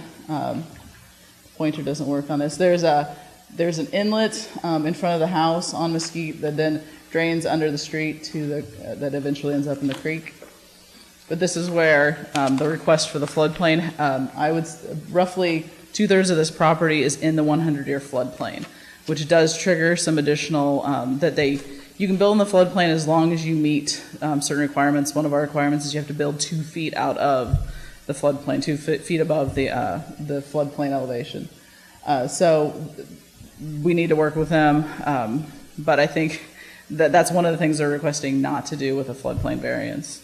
But that's not what we're taking action on tonight. This is just the exemption that they could move forward and build a house, but they will have floodplain regulations without the variance. I have a quick question. Yes, Councilmember Jones? So, have the new FEMA maps been overlaid in town, Linda? The Atlas 14 data came out at the end of October. We have a meeting in the very near future with Halfin Associates, but we're not yet ready to take any action on what that means relative to our drainage standards. Once we do that, that will be step one. The second step will be to address floodplain management, much like this request will do, and we'll have to have a revised ordinance dealing with our floodplain because Atlas 14 will have a significant impact. So all of that to say, no ma'am, we don't have final information at this point to give you. Move to approve. I have a motion to approve. Second. I have a second from Councilmember Rogers, and before there's discussion, I have a question. So they're asking for permission to build, if they vote yes, it's permission to build a house, but then they have to come back and figure out how they're going to build a house on this lot. Yes. So if with this approval, they can submit building permits, and they'll have to also submit a floodplain permit with that for the floodplain. For anything that's built into the floodplain, that's one of the requirements. If you're building in the 100-year floodplain, you also have to go through a floodplain permit process, making sure you're meeting all the floodplain regulations for the area. Could they have made both those requests at the same time, or? Well, we need to get this one. There's no point in doing that one if we're not going to approve this one. Okay. But the variance process, to be clear, is different than this. Yes, the variance yes, they process. could have submitted it, but it would have been handled Gotcha. differently. Okay, thank you. And the variance process does come back to City Council. Council is Okay. the authority that does that, but we'll be having to work with our new building official to work through that process because it's a separate section in our building code. Thank you very much, Ms. Bilson and City Manager. I appreciate the clarification. Is there any further discussion on the item? Councilmember Peterson? Yes, if I'm not mistaken, the property, with all this drains back to the property to the rear, it's already in a floodplain. It got built years ago. It is, yes. And that's actually the property owner that owns this property. It's the same. My pointer doesn't work on the screen, but the house that's right in the middle of Mesquite, he owns this property as well and is making the application. And I believe his house he may be elevated far enough out that he hasn't experienced flooding over the last. That's just something we've got to look at. Yeah. Okay. And that's kind of the basis of the request, is my understanding, is that they're trying to build to the level that the houses around them are already built. But that'll be something we have to go through the process with the variance. Councilmember Jones, did you have a comment or a question? No, I thought I heard you. I didn't see the light, but I thought I heard you. No, I was just saying that I'm familiar with that house, and it's built really up high. Okay. And when are you meeting with these people about the new Atlas data, Linda? We'll be meeting with them in the next few weeks, but adopting new drainage standards will be a process, much like the development codes. We anticipate that we'll be scheduling some meetings in late winter, early spring to begin to have that conversation with council. We need to get the 2D study from HAF completed as well. And so Do you have any sort of a sense for how much it's going to change what we already have? Is there any just initial? I can tell you the way the city of Austin is choosing to deal with it. And that's all it is how Austin's going to deal with it. I don't know what our consultant's recommendation will be or what council chooses to do with it. But the city of Austin has determined that their 500-year floodplain will become their 100-year floodplain, and their 100-year floodplain will become their 25-year floodplain. So it's a pretty substantial impact. For us, because so much of our city is in the 100-year or 500-year floodplain, the update of our floodplain management ordinance will be significant, and we see that as step 2 in how we manage our drainage challenges in town. So it's a process and will be several months in the making. and just so I'm clear on the question being asked and answered, FEMA's update to the maps is a very lengthy process and very different than the changes you make internally to our drainage ordinance. So just to make sure I gave good information. And we could choose to make investments in detention ponds and other things that would impact the floodplain as well. Yes, ma'am, and we see that really is stage 3. So the way to deal with drainage and the way we will suggest as staff is the first step will be to address your drainage regulations as they stand now. The second thing will be to take the Atlas 14 data, the 2D model that HAF is doing in addition to their study, and update our floodplain regulations. And then the third thing will be to develop a regional flood mitigation program that will likely create a drainage utility and will take a very regional, holistic approach to help manage drainage appropriately that's environmentally sensitive, as well as built in a way that staff can consistently maintain it so that it always functions the way it's designed. So what I've described to y'all is likely about a 3-year process. It's a lot of work. A lot. Thank you, Jennifer. I think that y'all do a really good job. Thanks. I appreciate you. Yeah, one more still. Well, we need to vote. Oh, yeah, hold on. So I've got a motion and a second. Any other discussion? Okay, Madam Secretary, if you'll call the roll. Councilmember Jones? Yes. Councilmember Rogers? Yes. Councilmember Peterson? Yes. Councilmember Ennis? Yes. Mayor Pro Tem Nelson? Yes. Thank you, Council. The motion passes unanimously. Ms. Bills, you got one more, right? One more, and this is the final exemption request is for the the Bastrop County WCID number 2 maintenance building and storage yard area. So what they're proposing to do is they're wanting to do an amending plat to combine all the properties into one to get rid of some internal setbacks, and then also to put up a new fence surrounding the entire property. So that's what the exemption is for. We went through a couple iterations, and they ended up landing on right now not doing any new impervious cover. The drainage, they do have an existing drainage pond and the fence will not impact the drainage. That was part of the review. If they do come in while we're still under the moratorium with a new site plan, then they'll have to come back and get that approved. So at current, there's no impact. The site, it's currently 5 different lots and facing several different roads. That's their kind of front right now on corporate, and that's the area in the back that I think eventually they'll want to turn into a storage area for their equipment. And there is an existing detention pond that kind of to the side, to the right side there. And that's their drainage that you can see. Everything drains back I turned it sideways to fit better, but drains back to the north. So the request is to build the chain link fence. Mm-hmm. Okay. I have a motion to approve from Mayor Pro Tem Nelson. Second. I have a second from Councilmember Jones. Is there any further discussion? Madam Secretary, if you'll call the roll. Mayor Pro Tem Nelson? Yes. Councilmember Jones? Yes. Councilmember Ennis? Yes. Councilmember Rogers? Yes. Councilmember Peterson? Yes.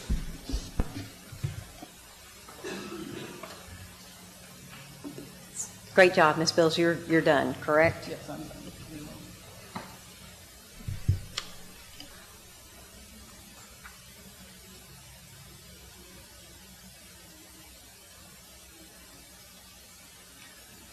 Well, we kind of told them we were going to take it first. Can we get them done fast? Councilmember Ennis had made a request that I had overlooked when I started with 9A. So we are going to be moving to item 9D, which is consider action to approve resolution number R 2018-93 of the City Council of the City of Bastrop, Texas, awarding a community support service agreement for services associated with operating, marketing, and providing cultural art and theater services to Bastrop Opera House at the cost of $92,500, attached as Exhibit A, authorizing the city manager to execute all necessary documents for the contract, providing for a repealing clause, and establishing an effective date. Ms. O'Brien. Good evening, Mayor and Council. You have in your packet a copy of the draft agreement for funding, as well as the request for funding from the Bastrop Opera House, and detailed information on the production, touring shows, advertising, and equipment that they plan on spending that money for was included in the request. As we talked about at the last council meeting, we have gone through, thanks to the help of our wonderful city attorney and his team, and made some standard funding agreements for all of the services that are provided to us from different organizations in town. And so we appreciate your patience as we were able to clean those up. We think we are there. I am happy to answer any questions that you all may have. Council members, do you have any questions for Ms. O'Brien? Councilmember Ennis? When you say draft, what does that mean? It means it's not final till you guys approve it. Okay. And then it's locked in stone? Yes, sir. Unless you had changes tonight, we could make minor adjustments and then make it final. You authorize the city manager to sign it. And representatives from the Opera House are here this evening. And Ms. O'Brien, it's my understanding when I compared it to what we had at the last council meeting, it looks like we got rid of exhibits D and E and just put a little bit different verbiage in the contract. Am I understanding that yes, correctly? and that is my fault. Because these are standard agreements, so we will use them for a variety of services. We went back through and spent some extra time on them to make sure that they work for, this agreement works for the Opera House, and so there did not need to be some specific language that may be included in other types of funding agreements as far as... I agree. It made perfect sense to me, and there's no point in having a whole bunch of extra ones. And it looks like consistently the Exhibit A will be what the organization proposed, Exhibit B will be the city modified, and Exhibit C is honestly just notice. If we want to change something, who do we send it to in the organization? Because you have our city contact information as a part of the body of the contract. Am I understanding all that correctly? That's absolutely correct. And this is the $92,500 for this coming year. The year that we are in right now. Covering the items that was included in the contract. Correct, yes, and that's, I think, around $30,000 for productions, about $11,000 for touring shows, $25,000 for advertising, another $20,000 for some production equipment, and then $5,000 in education. And I know later in the agenda, you guys will discuss we may some do that next, preservation. so they can. Absolutely. Thank you very much. I really appreciate the answers to the questions. Is there any other questions for Ms. O'Brien? Happy to take a motion. Move to approve. Second. A motion to approve from Councilmember Ennis. I have a second from Councilmember Jones. Any further discussion? Madam Secretary, if you'll call the roll. Councilmember Ennis? Yes. Councilmember Jones? Yes. Mayor Pro Tem Nelson? Yes. Councilmember Rogers? Yes. Councilmember Peterson? Yes. Motion passes unanimously. Thank you, Council. We're now going to go to item 9H because it is associated with the Opera House so that those folks don't have to stay all night.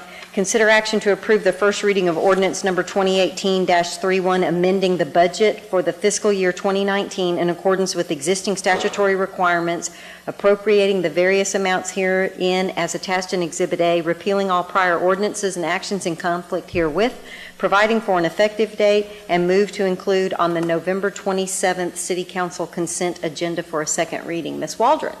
So this budget amendment is at the request of the Opera House. They requested $30,000 in funding in fiscal 18, only drew down $10,642, and are requesting that the $19,000 that they did not spend in 18 be reappropriated for fiscal 19.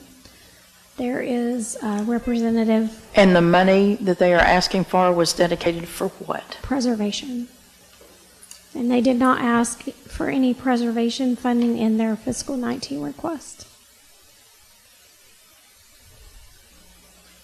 Council, do you have any questions for Ms. Waldron? And I understand there's a representative from the Opera House that can speak to what the funds would be. The way that I read it is what they think they're going to be spending it on. So, Council, any questions? So, Mayor Pro Tem Nelson? as I read through this document, it's for the ongoing remediation of the water seepage into the building.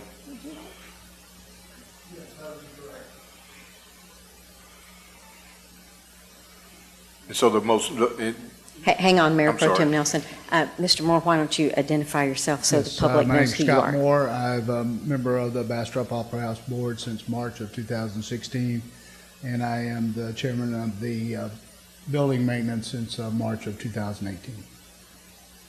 so as a continuation of the question, there had been some remediation efforts undertaken in the past that did not quite prove to be as effective as y'all had hoped them to be? I'm not aware of those.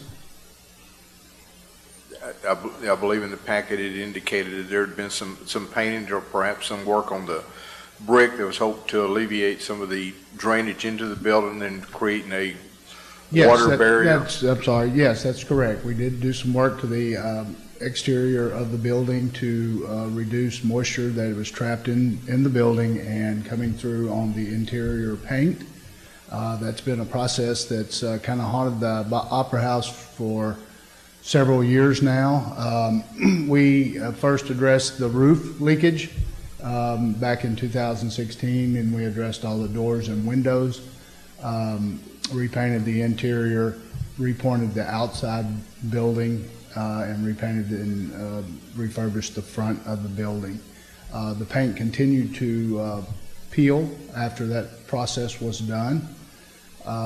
We identified a couple of other areas where we thought water might be seeping into the building, and we addressed those, had the contractor re-plaster the inside and repaint the areas that had cracked the second time, and now it is cracking again a third time. So we have reached out to an architect and to get his help on how to remedy this issue. And I believe you have that report that was discussed some last week, and that's where we are right now. So. Well, that was where I was going. This is a continuation. This is a finding continuation, to yes. reach a I'm sorry, I final misunderstood remedy your on that. question. And, yeah, Yes. and I just wanted to make sure that's where this Yes. was going to continue Yes. in that task, because that's Correct. vitally important to Correct. what needs to be done. Thank Yes. you, sir. Mm-hmm. So, Councilmember Ennis? I just wanted to add that as former chair of the city's Historic Landmark Commission, I'm well aware of the bricks that are used in most of our downtown buildings.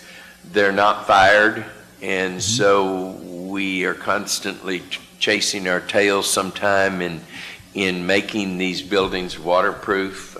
We think of bricks as being fired and properly glazed or whatever, and these bricks aren't. So I understand the Opera House's predicament, and you just have to find the right combination to stop the leakage, and it's kind of a trial and error operation. Kind of a process of elimination. We've eliminated the big stuff. Now we're down to, from that report, there's like 4 things that we need to address, and that's the process of getting bids on those so that we can address those items. We've kind of been reactionary as a board to some of the things with the restoration of the building.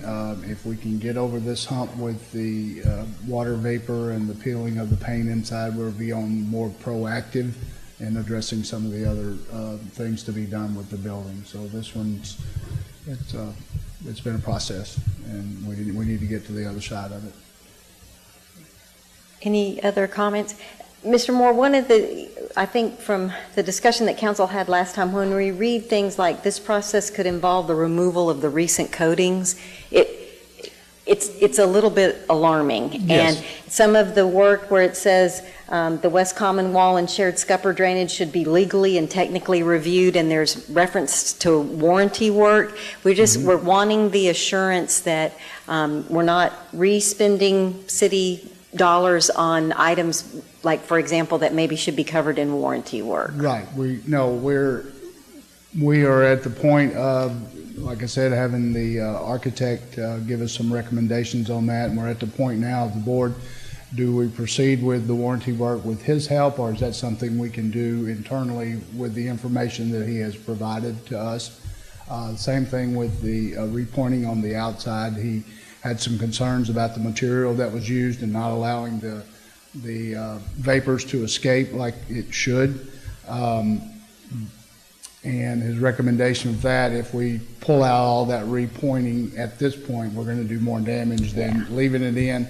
So we're addressing it with Sherwin-Williams. Do they have a paint, given the wall conditions, what product do you have that we can paint and it stick or won't crack again? So that's where we're at with that. And the report you have has been presented to the board, the Opera House board, but I've not made recommendations on this is what we need to address first or second, but we will address those. Okay. And Ms. Waldron, if council votes to approve this, then it's the 19,000 whatever it would then be in addition to the contract that was just approved, and it would be considered fiscal year $19 or not? It is a part of money that you've already approved last year contractually. All you're doing is forwarding the money that was appropriated last year under that contract to this year. So it's not two contracts? We have a contract with them last year that has facade money, rehabilitation that has not been spent. So this would be a budget item only to complete that contract. The fiscal year 19 is for their operations this year. So Ms. Waldron for this year will have 19,000 under last year's contract and the rest of the money under the, and we'll have two contracts in effect during this fiscal year. That is correct.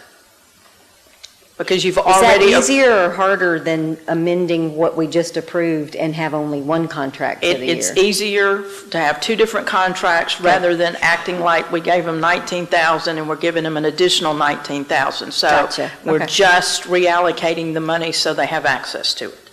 Everybody following all of that? So it'll be last year's contract, but when we amend this year's budget, it'll change the sheet that back. I'm thinking of what Drew asked about. Yes, ma'am. Okay. All righty. Council, are you clear on what you're voting on? Councilmember Ennis? I move to approve. I'll second. I have a motion to approve from Councilmember Ennis and a second from Councilmember Peterson. Thank you very much, Mr. Moore. Is there any further discussion? Madam Secretary, if you'll call the roll. Councilmember Ennis? Yes. Councilmember Peterson? Yes. Councilmember Jones? Yes. Mayor Pro Tem Nelson? Yes. Councilmember Rogers? Yes.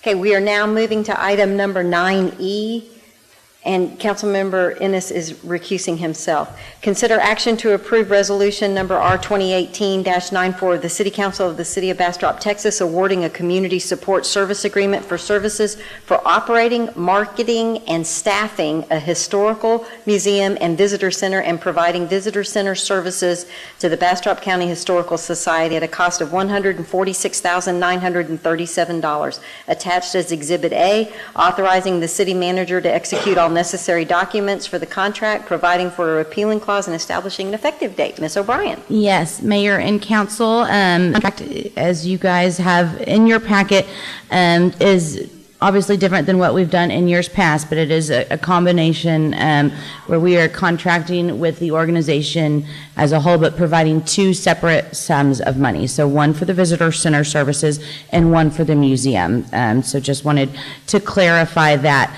The Museum and Visitor Center was actually able to lower their requests a little bit this year from last year, which I think is always an exciting thing. I know Kay Sapakis is in the audience. If you guys have any questions for her, and if you have any for me, I'll be happy to answer them.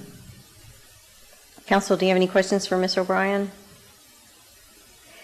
Ms. O'Brien, I noticed when I compared this contract with the last contract, there's verbiage in here that it's automatically renewed. Is it automatically renewed at the same budget dollars?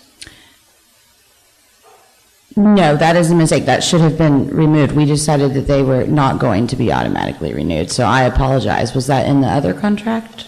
No, ma'am. Yep. It was only... That is another omission on my fault, and I apologize for that. If you guys can include it in the, is that Alan? Yeah, include it in the motion Just to to remove delete that. it, and I won't sign it until it's removed. Yep. Sorry about that. Thank you for catching that. Okay, that was the only, we talked about why there wasn't overhead in there, and I'm completely cool with that, and the automatic renewal was, I just didn't know what the dollars would be. So that will be coming out.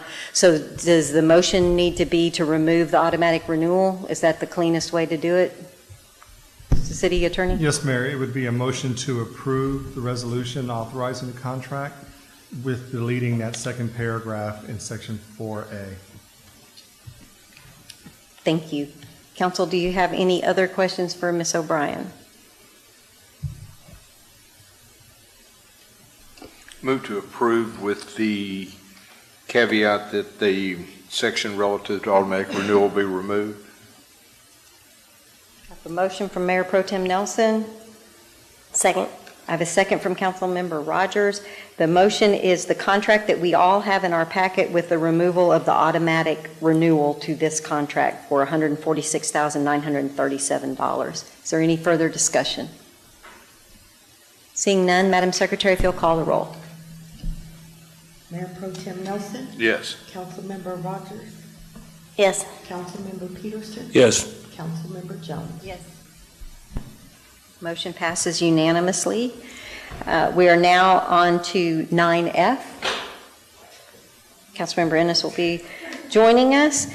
Consider action to approve resolution number R 2018-95 of the City Council of the City of Bastrop, Texas, awarding a community support service agreement associated with providing recreation and pool services to the YMCA of Austin Bastrop Branch at a cost of $79,800. Attached as Exhibit A, authorizing the city manager to execute all necessary documents for the contract, providing for a repealing clause, and establishing an effective date. Ms. O'Brien.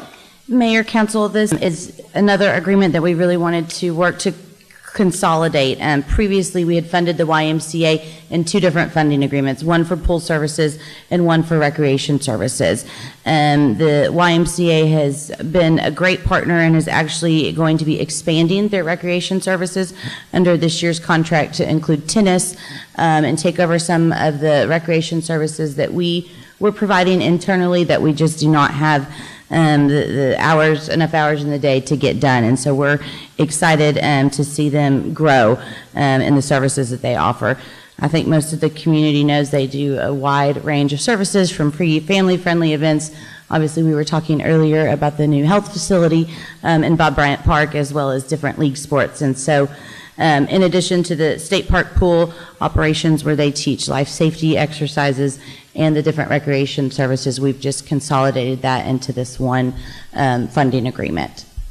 Be happy to answer any questions that you all may have. Councilmember Jones. Move to approve.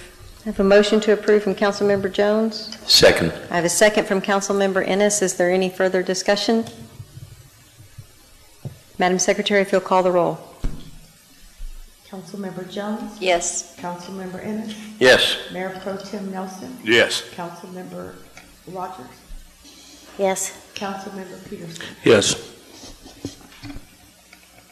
Thank you, Council, and we appreciate the folks that came last month, and so thank you very much for being here now, and we enjoy our partnership, and you guys are key to keeping us going. I'm going to go back and go to the public hearing. I understand there's someone in the audience for the public hearing. I'm on item 9C. It's my understanding Mr. Peterson will be recusing himself. hold public hearing and consider action to approve the first reading of ordinance number 2018-33 of the City Council of the City of Bastrop, Texas, granting a conditional use permit to allow a manufactured house on 0.572 acres of farm lot 65 east of Main Street, located at 1603 State Highway 95, an area zoned agriculture open space within the city limits of Bastrop, Texas, as shown in Exhibits A and B, setting out conditions, including a severability clause, establishing an effective date, and motion to include on the November 27th, 2018 consent agenda. Ms. Bills. Good evening. So this request is to place a new manufactured home on the little over half an acre lot at 1603 State Highway 95. The zoning ordinance requires a manufactured house in agricultural open space zoning, which this lot is, to obtain a conditional use permit before submitting building permits. Flipping lots of slides. So the location of this property is on north of the cemetery on State Highway 95. This aerial is dated. There had been a house there that was demoed earlier this year due to, in 2015, this house experienced flooding and had to be demoed. So currently this lot is entirely vacant. The lot is zoned agricultural and open space, as is the surrounding property. Across the street you have our form-based code area with a live work zoning designation. The future land use for this area is transitional residential, which allows for a mix of medium to high residential options. And then, so the proposed structure that the owner is requesting is a single-story unit. You can see here it's got a variety of materials from wood to limestone finish and a metal roof. Here's the actual unit that the owner has already purchased, actually. So you can see it's got a recessed-in front porch with the steps going up to the front. Our zoning ordinance has 5 main criteria for every conditional use permit. One, that the use is harmonious and compatible with the surrounding and future uses.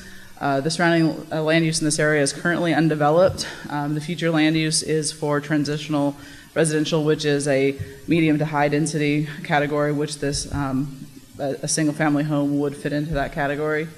The activities requested are normally associated with the permitted uses in the base district, and single-family uses are a use within the agricultural and open space zone. The nature of the use is reasonable. They're requesting to continue the single-family use that's been on the property for over 50 years. Then any negative impact on the surrounding area has been mitigated. The proposed structure is going to be oriented with the front door facing the street. And the only other condition that staff in your packet, they had a conceptual plan that didn't quite reflect the actual property boundaries, so we were making sure that they'll do a current survey when they submit the building plans, which they've actually already submitted to us. There are 12 specific conditions for a manufactured home within the code. They're meeting the intent of all of them. They're not meeting the specific regulations for 2, but they're meeting the intent. These regulations were written in the late 70s, early 80s, and some of them haven't really kept up with the trends in manufactured home construction. So one of the requirements is that the manufactured home must be sited with its longest side towards the street. And that was typically required because the front door in a manufactured home was on the longest side. With the way they're constructing manufactured homes now, they've got a variety of options with this, which this one does have the front door on the shorter side. The other item that it doesn't strictly meet is that it was required to be at least 28 feet in width. That was because there were typically 2 widths in manufactured homes in the past, 14 and 28, and then the lengths could go anywhere up to 72 or 90 feet long. So you got a really long, narrow building. This structure is going to be 24 feet by 44 feet, which is a ratio of about 1.8 to the 2 sides, which is something you'd see in a normal single-family home in the single-family district. This is in compliance with the moratorium, as they were already in the process with a series of permits before the moratorium went into effect. At the Planning and Zoning meeting, the commission voted by a vote of 8-1 to approve the request. The discussion kind of centered around the parking. There is one parking spot on the site, and the applicant's showing that parking to be to the south, adjacent to the right side of the property if you're facing the property, which matches, there's a side door that goes into the kitchen. So that is, one commissioner had thought that maybe the parking should be behind, but this is actually flush with the front of the property. Additionally, since they're in agricultural open space district, the front setback is 50 feet, so they'll be set back from the road to allow plenty of parking space in the driveway as well. So the staff recommendation is to hold a public hearing and hold the first reading to approve the conditional use with the 4 conditions. Any questions? And the applicant is here as well. Thank you, Ms. Bills. Do you have any questions, counsel, for Ms. Bills before I open the public hearing? And I had one person on the planning and zoning meeting that board that voted to move the carport. The question was brought up, and then the response was made that the reason that they had the cover on the side is because that's where the side door is. So it was just real reasonable to keep it the way it was proposed. So. Okay, I would like to open the public hearing. Madam Secretary, do we have anybody signed up to speak at the public hearing? Tracy? We have no one signed up to speak, so we are closing the public hearing. And council, I'm happy to take a motion, or we can have further discussion. Move to approve. Motion to approve from Councilmember Jones. Second. I have a second from Councilmember Ennis. Is there any further discussion? Yes, ma'am. Mayor Pro Tem Nelson? Ms. Bills, the carport, the aesthetics of the carport, such as the roof, is consistent with the mobile home itself? Yes, it'll be a metal roof and cedar trim carport. And the same pitch and all that, so there's some consistency. I think they may have to work with that a little bit to make sure it drains properly, but yeah, it won't attach to the roof, but it'll be complementary to the. Thank you. Any further discussion, council? There's a drawing of it in here, right? Yeah.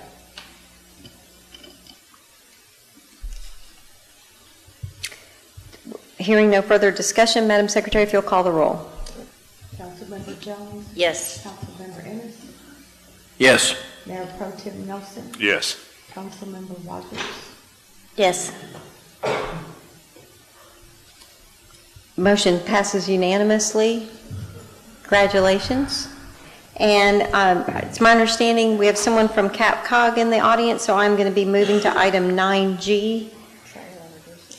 Consider action to approve resolution number R 2018-109 of the City Council of the City of Bastrop, Texas, approving a site agreement lease for air quality monitoring with the Capital Area Council of Governments for a portion of the property in the city's Mayfest Park, located at 25 American Legion Drive, for a term of 5 years at a total rent of $1, attached as Exhibit A, authorizing city manager to execute all appropriate documentation, providing for a repealing clause, and establishing an effective date. Mr. Job.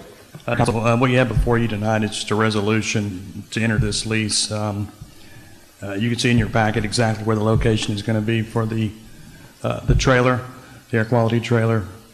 We also have a young lady from CapCog here, Ms. Christian Alapuz, did I get that right? And she wants to tell you a little more about the program and what they do, so I'm going to give it to her, and if you have any questions, I'll be here to answer them. Thank you, Mr. Joe. Hello, Mayor, council members. My name is Christian Alapuz with the Capital Area Council of Governments, and I'm here to present on our air quality program and why we would like to locate a monitor in your park. So first off, to introduce what CapCog is, we are a regional planning commission created in statute, or more often called a COG. We have various different divisions within our agency that all work on planning. And so I am presenting on the air quality planning program today. This is a map of our COG service area. We are State of Texas Planning Region 12, and there are 24 in the state. And so as you can see, Bastrop County lies kind of right in the middle of our area. And this is our CAPCOG Executive Committee, which is comprised of elected officials from our cities and counties. And so unfortunately, no one from the city of Bastrop is on that committee, but that's what it is. So why do we... It's not from lack of trying. Yes, Mayor Pro Tem Nelson is our representative, and I think I think we reiterate it's unfortunate there's no one from Bastrop on the committee. Would that be a correct statement? Yes, it would. Thank you. You can keep going. You're welcome. So moving on, why do we care about air quality? Air quality affects public health. It particularly affects sensitive groups, which are children, seniors, adults with respiratory ailments, and adults who primarily work outdoors. We also have various other environmental impacts. It can affect plants and wildlife. There's impacts on economic development and impacts on transportation planning. So CAPCOG's role in regional air quality planning is mainly to conduct and review air quality research and analysis, and our monitor falls under that air quality research bullet.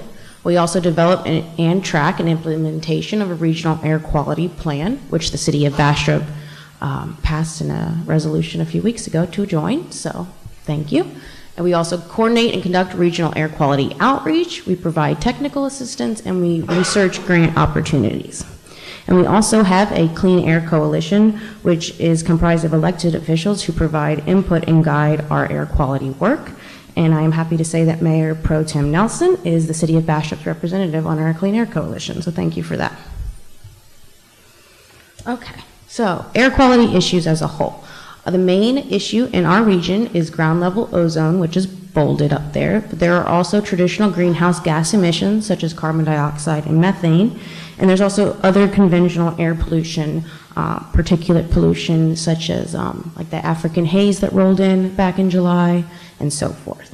And so ozone, as I said, is our primary issue, and that is formed in it through a chemical reaction in the atmosphere when vehicle emissions react in the presence of sunlight. It's also known as smog. So, our trend in our metro area ozone levels. We have been going down since the late 90s. However, this year, our design value, which is our 3-year average, is at 68 parts per billion, and that's notable because the 2015 standard for ozone is 70 parts per billion on the federal level. So we are very close to exceeding that, but we have not, and we are trying very hard to stay within compliance of the federal air quality standards for the region. And so this shows a breakdown of the number of days that are considered moderate or unhealthy for sensitive groups over the past couple years.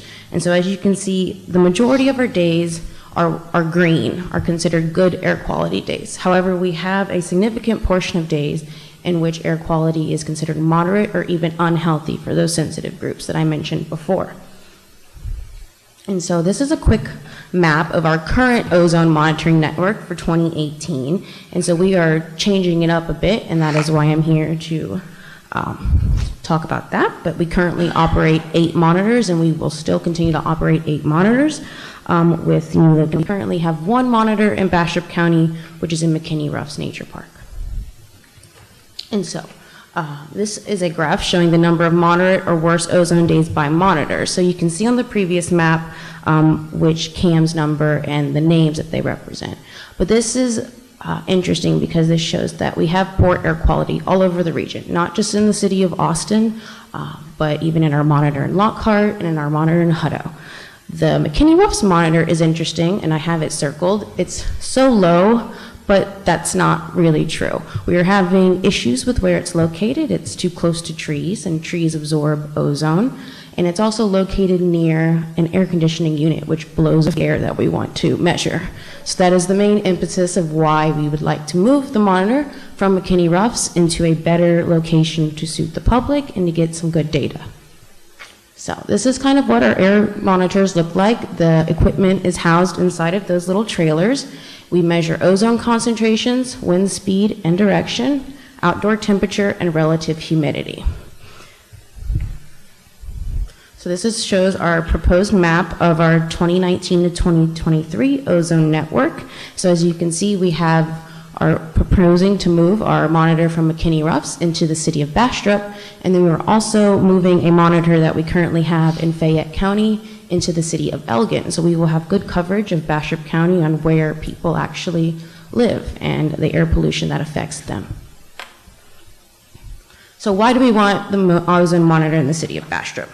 We would like to, it is the geographic center of the county, and we'd like to understand the ozone production that happens in the county versus what's transported from large cities like Austin or even the Houston area.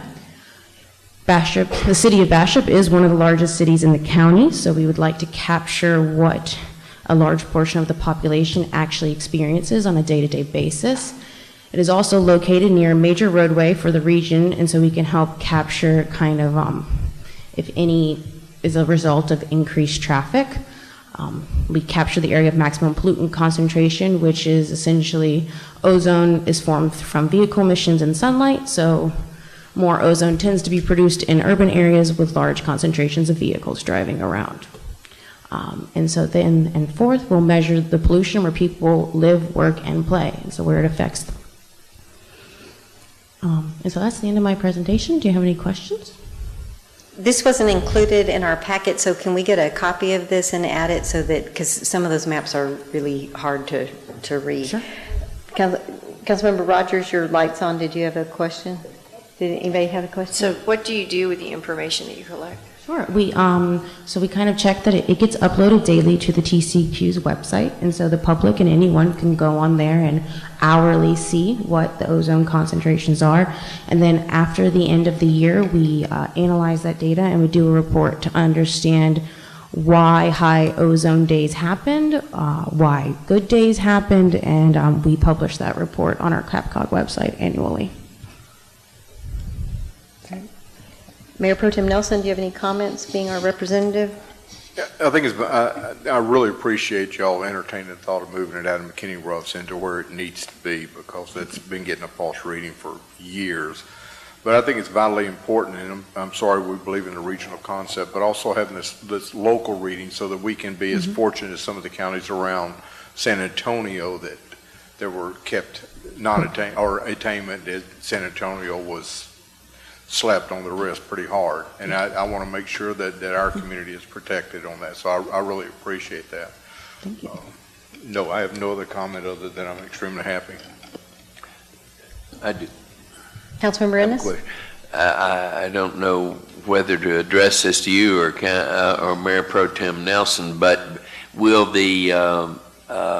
so we can have our reading here in Bastrop apart from the accumulated information that you put on your website? Will each monitor show a different reading? Yes, sir. Okay, that's where I'm going. Yes, sir. Thank you. And so we also hope to connect to the EPA's website soon, and then you'll be able to pull it up on your smartphone. So you can still do that now, but through the website. Councilmember Peterson? Yes, I'm just kind of letting my background show through, but how do you secure your trailers? We went out for procurement from several local trailer companies, and we went with the lowest and best bid. Okay, I'm saying, are you gonna fence it in? No, sir. She may have thought you said procure. He said secure. I apologize. No, sir. It will not be fenced in, but it will be locked. The actual trailer and all of the instruments won't be messed with. We've never had any issues. That's an excellent question, because you don't have the population around you at McKinney Roughs that you're going to have up at Mayfest Park. Absolutely. And I believe that's why Councilmember Peterson's asking the question. Yes, that's correct. And we have other monitoring trailers throughout the region, and the lock on it has been just fine. Oh. Councilmember Peterson, did that answer your question? And I guess I have and Trey, you probably know the answer, or the city attorney will. We don't ever want anything to happen to their equipment, but should it happen, it's their equipment and we have no liability for that trailer or the contents? Yes, that's correct. Yes, I agree with that. Okay. Any other questions or comments? Move to approve resolution number R2018-109. Second. I have a motion to approve from Mayor Pro Tem Nelson and a second from Councilmember Peterson. Thank you so much for your presentation and for sharing the presentation with us so that Trey can put it on the website for You're us. welcome. Any further discussion? Madam Secretary, if you'll call the roll. Mayor Pro Tem Nelson, Yes. Councilmember Peterson, Yes. Councilmember Jones, Yes. Councilmember Ennis, Yes. Councilmember Rogers. Yes. Motion passes unanimously. Thank you, Council. We will now be going to item 9B. Sorry, Mayor, can I just mention one thing? Yeah, absolutely. And just wanted to point something out. Also, what I picked up in the presentation is how the trees help the ozone. So we might want to think about that when moving to our design rodeo here in the next week or so. Because since they were throwing all through, I just thought that was an excellent point that she made, that the trees are making the difference. So anything we can do I'd be remiss if I didn't mention it since we're 8-year Tree City USA. Yes. To go ahead and keep improving that, so, sorry. Absolutely. As a matter of fact, and I think we can still count this as it's on the agenda and appropriate to talk about. I had someone ask me today, who do I talk to about planning for native plants and making sure that we have the right kind of trees and that sort of thing. So don't be surprised if... We can fix you up with all that information. Bingo. Thank you very much, Mr. Jobe. I appreciate that and appreciate your comment. Okay, I will now be moving to item 9B, hold public hearing and consider action to approve the first reading of emergency ordinance number 2018-1-A of the City Council of the City of Bastrop, Texas, extending the temporary moratorium emergency ordinance 2018-1 enacted August 23rd, 2018, including a severability clause establishing an effective date and a motion to include on the November 15th special meeting agenda. City manager or city attorney, who's speaking to this one? I don't think either one of us had planned much of a presentation. The reason this item is on the agenda is when it was originally adopted on August 23rd, it was for a period of 90 days. That extension is up on the 22nd of November. As outlined in the resolution and staff report, there are a myriad of reasons that we would suggest this moratorium be extended. One of the things that I think council is to be congratulated on is the rightness with which you made this decision to begin with. Y'all collectively determined that it was phenomenally important that development be allowed to occur in this community, but what couldn't occur was detrimental development. And y'all have been very clear in your intentions and very clear in the goal that you set for this program. And I am delighted to be able to say that not only did you meet that objective, but you put together a process that allowed development to occur as long as it was not detrimental. And y'all have on every agenda that you have had since August 23rd, you have had what is the equivalent of language of 9A on every agenda, and you have provided an opportunity for the public to meet with staff, and every Tuesday there is an opportunity for pre-application meetings to occur. And as a result of that, development has not stopped, which is, I think, what initially was the concern from everybody that heard the word and went, oh my goodness, what's the city council in Bastrop doing? But you prepared and enacted a interim solution that I think we can all deem as successful. Because between August 23rd and October 31st, there have been 41 individual pre-application meetings, 212 permits have been issued, 17 new single-family residential, 5 commercial remodels, 1 new office complex, 2 commercial finish-out permits, and probably the most important decision happened at the last council meeting. One of the exemptions that was granted came from a resident that lives in a subdivision that had planned to build their house in a drainage area.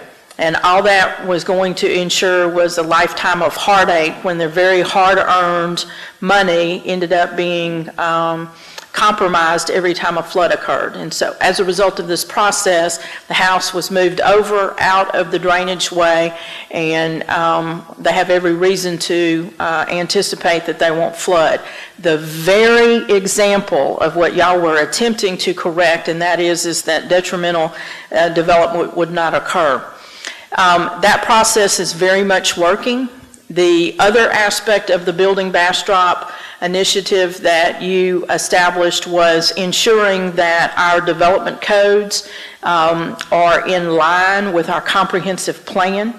Our comprehensive plan is very clear that things must be fiscally sustainable. They need to be geographically sustainable, and it goes back to the words that y'all very succinctly said, and that is we cannot build anything that's considered detrimental to our community. So in all instances, you have been very clear in what you don't want, but you have also been very clear in approving processes that allowed what you did want to occur while we work very diligently to get this right and make it permanent.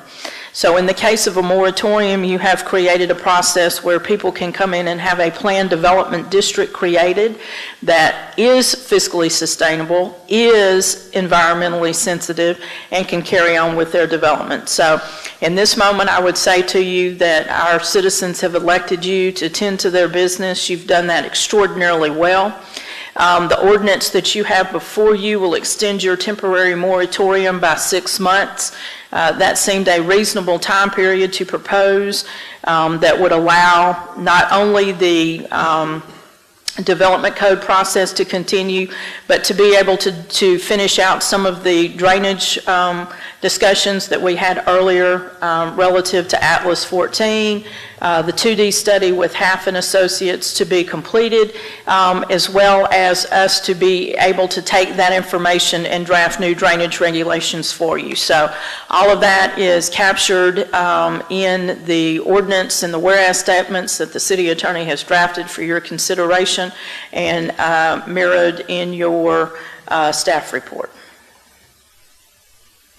Council, this proposed extension, all of the information was included in the packet. It has been public since Friday. I will reiterate that this extension would go until May 21st of 2019. Are there any additional questions or statements before I open the public hearing? Mayor Pro Tem Nelson?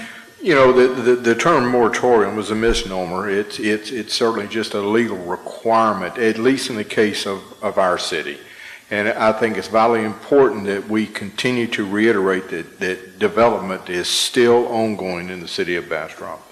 And it's not stopped. No one can say that we've stopped anything other than those things that may be detrimental to our community. So I commend this council, I commend our staff, I commend our city attorney on the fact that we've put together a package that's right for this community for the next 30 years.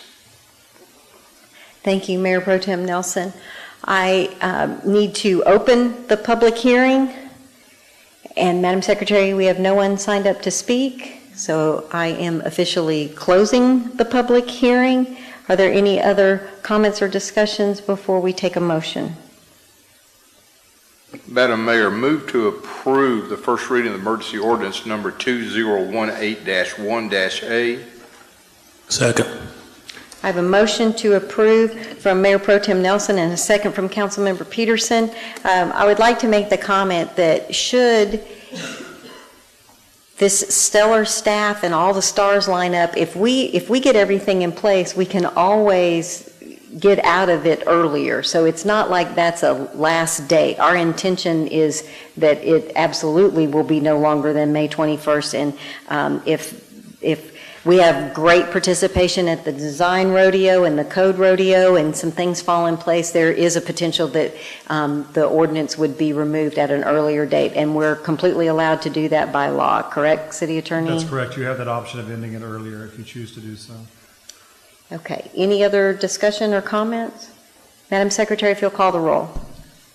Mayor Pro Tem Nelson? Yes. Councilmember Peterson? Yes. Councilmember Jones? Yes. Councilmember Ennis? Yes. Councilmember Rogers. Yes. The motion passes unanimously, and the moratorium is extended to May 21st, 2019. We are going to the last item on individual consideration, then we'll be going into executive session. On item 9I, consider action to approve resolution number R 2018-106 of the City Council of the City of Bastrop, Texas, approving a wholesale water service agreement with Aqua Water Supply Corporation, attached as Exhibit A, authorizing the city manager to execute all necessary documents, providing for a severability clause, and establishing an effective date. City Manager. Mayor and council, we've discussed this agreement on several occasions. The first was at the March 24th workshop, and then again in October when we brought when we brought the draft contract to you conceptually. The background on this is the Texas Water Code, section 13.254, creates a revocation or an amendment of water. They're called Certificate of Convenience and Necessity. And so it allows for developers that have, or landowners rather, at least 25 acres who currently are not receiving water or wastewater services and are located in one of 33 counties, which Bastrop is one of the 33, to petition the Texas Commission on Environmental Quality, known as TCEQ, to remove their property from an existing CCN. The TCEQ is required to grant a petition for streamlined, expedited release within 60 days if all of the requirements are met. The new retail provider is required to compensate the incumbent utility for any property the TCEQ determines is rendered useless or valueless. What started this conversation was in 2017, Aqua Water Corporation had worked with Representative John Cyrier to sponsor a bill to modify this process. The city of Bastrop opposed the bill. So essentially what that earned the two of us is a command performance with Representative Cyrier and strong that we figure something out. So the figuring something out, I think, is pretty cool, and certainly I think sets a precedence across the state. So over the last year and a half, Aqua representatives as well as city staff have worked together, and what we came to understand is that we can create a situation that really it's a win-win-win. Aqua's reason for asking Representative Cyrier to support a bill that removed this exemption was they have collateral commitments to their USDA loans that provide the water, essentially, that they would sell as the collateral. The beauty of this wholesale water agreement allows them to meet their USDA collateralization, because the agreement doesn't state whether they sell the water as a retailer or a wholesaler. It's just they need to provide the water. So essentially what will happen is if we enter into this agreement, we will buy wholesale water from Aqua if we're ever approached by a landowner with 20 plus acres wishing to decertify their CCN with Aqua and come to the city of Bastrop. And so what we've done is we've taken out the shopping or scavenger hunt that developers go through when they pit one water provider with the other. Who will make them the best deal?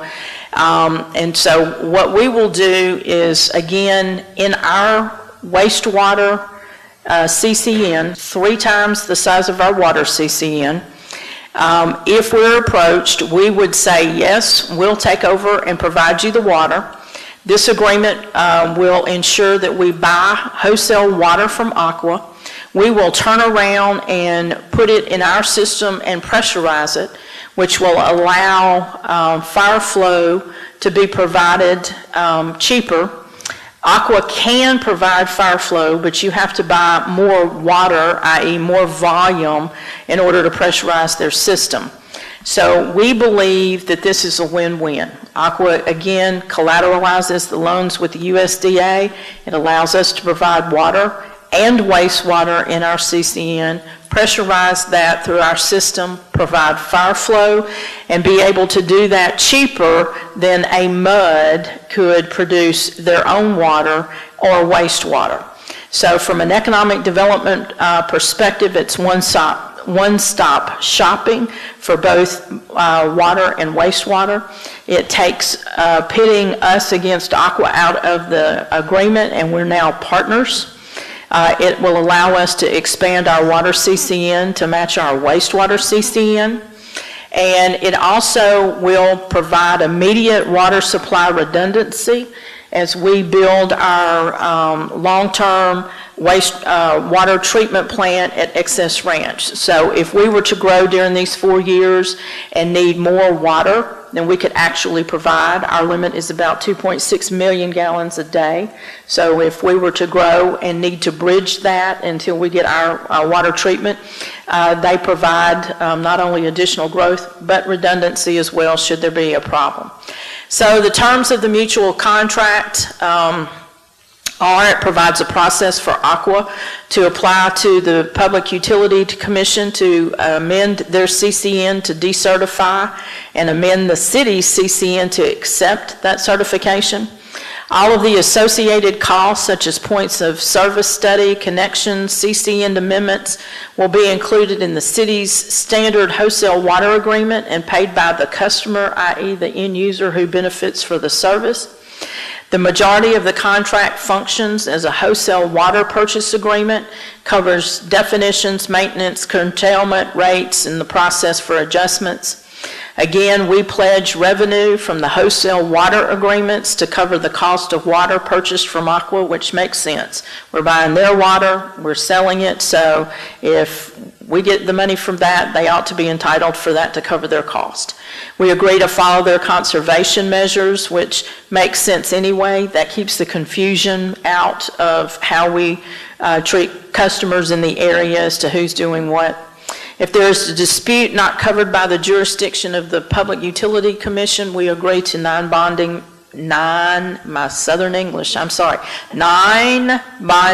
mediation. Y'all following along?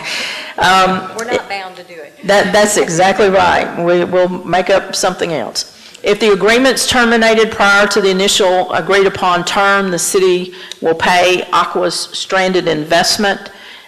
We need to notify Aqua 1 year from the date of the written intent if we don't plan to renew, and if no notice is given, the city will automatically renew.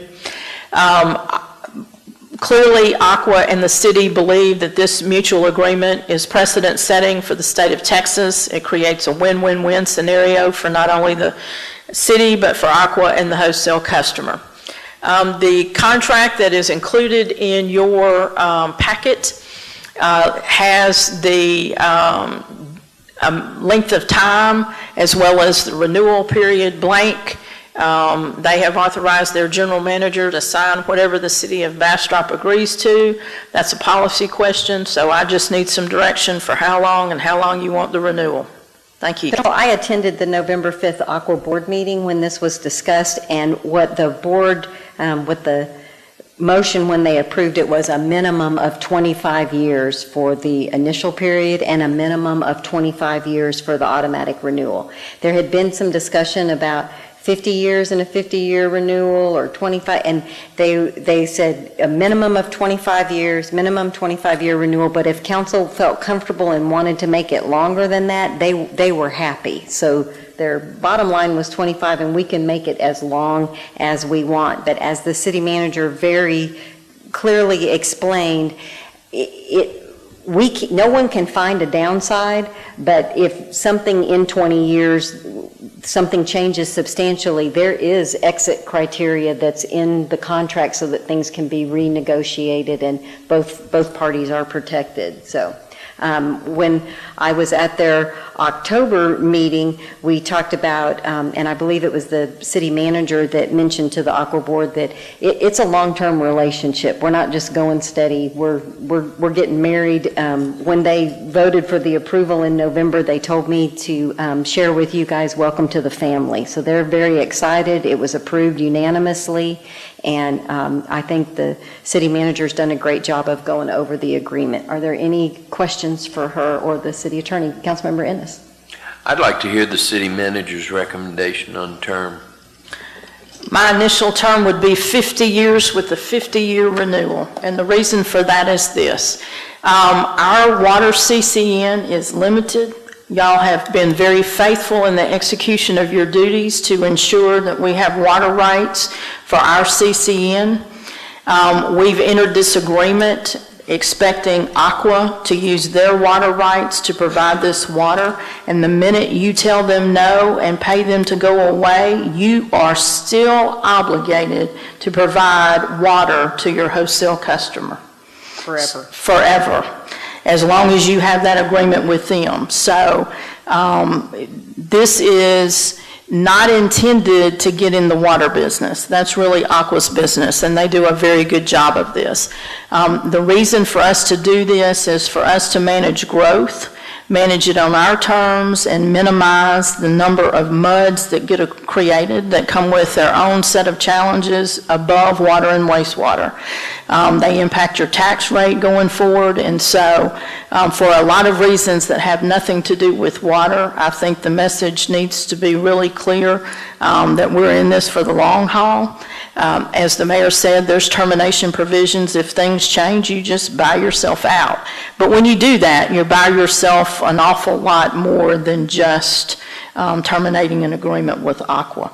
25 years sounds like a long time, but in the world of a city, that's not any time at all.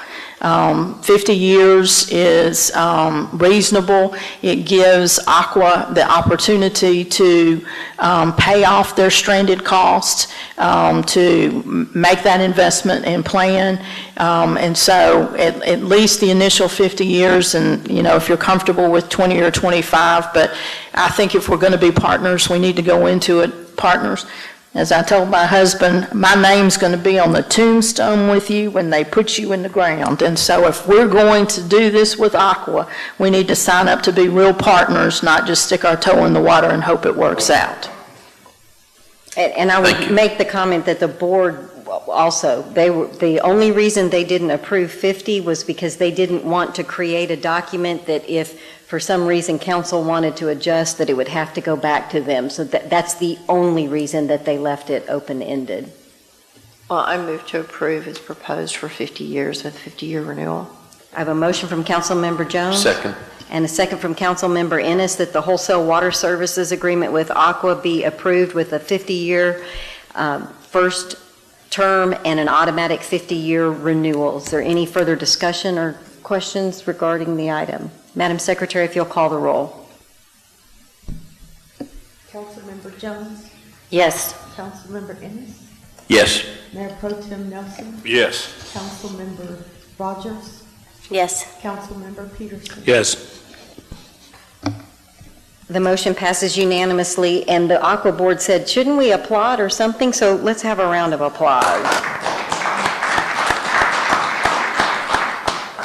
As the city manager pointed out, it's a document that a lot of people believe will be the first of many in not only in Bastrop County, but in the state. And in fact, at the Aqua Board meeting, they discussed possibly doing a wholesale agreement with the city of Elgin. So it's already, really appreciate the city manager having the idea and working so hard with them. All right, council, we're getting ready to go into executive session. We will be discussing 3 items. 10A, City Council shall convene into closed executive session pursuant to Section 551.071 of the Texas Government Code to confer with the city attorney regarding legal advice related to the status of the 1445 interlocal agreement between the city of Bastrop and Bastrop County for the review of subdivision application in the city's extraterritorial jurisdiction. and seeking legal advice regarding statutory and home rule charter parameters for public notices, public hearings, community engagement, and city council involvement in the Building Bastrop Initiative, and seeking legal advice regarding the settlement of outstanding mowing liens on the property located at 1002 Church Street. It is 9:13 and we are in executive session.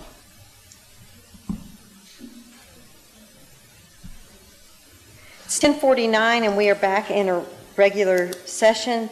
There, on item number 11, there will be no action as a result of executive session, which leads us to item number 12. Move to adjourn. Have a motion to adjourn. Second, can somebody second? Second. Second from Mayor Pro Tem Nelson by acclamation. We are adjourned at 10:50. Thank you.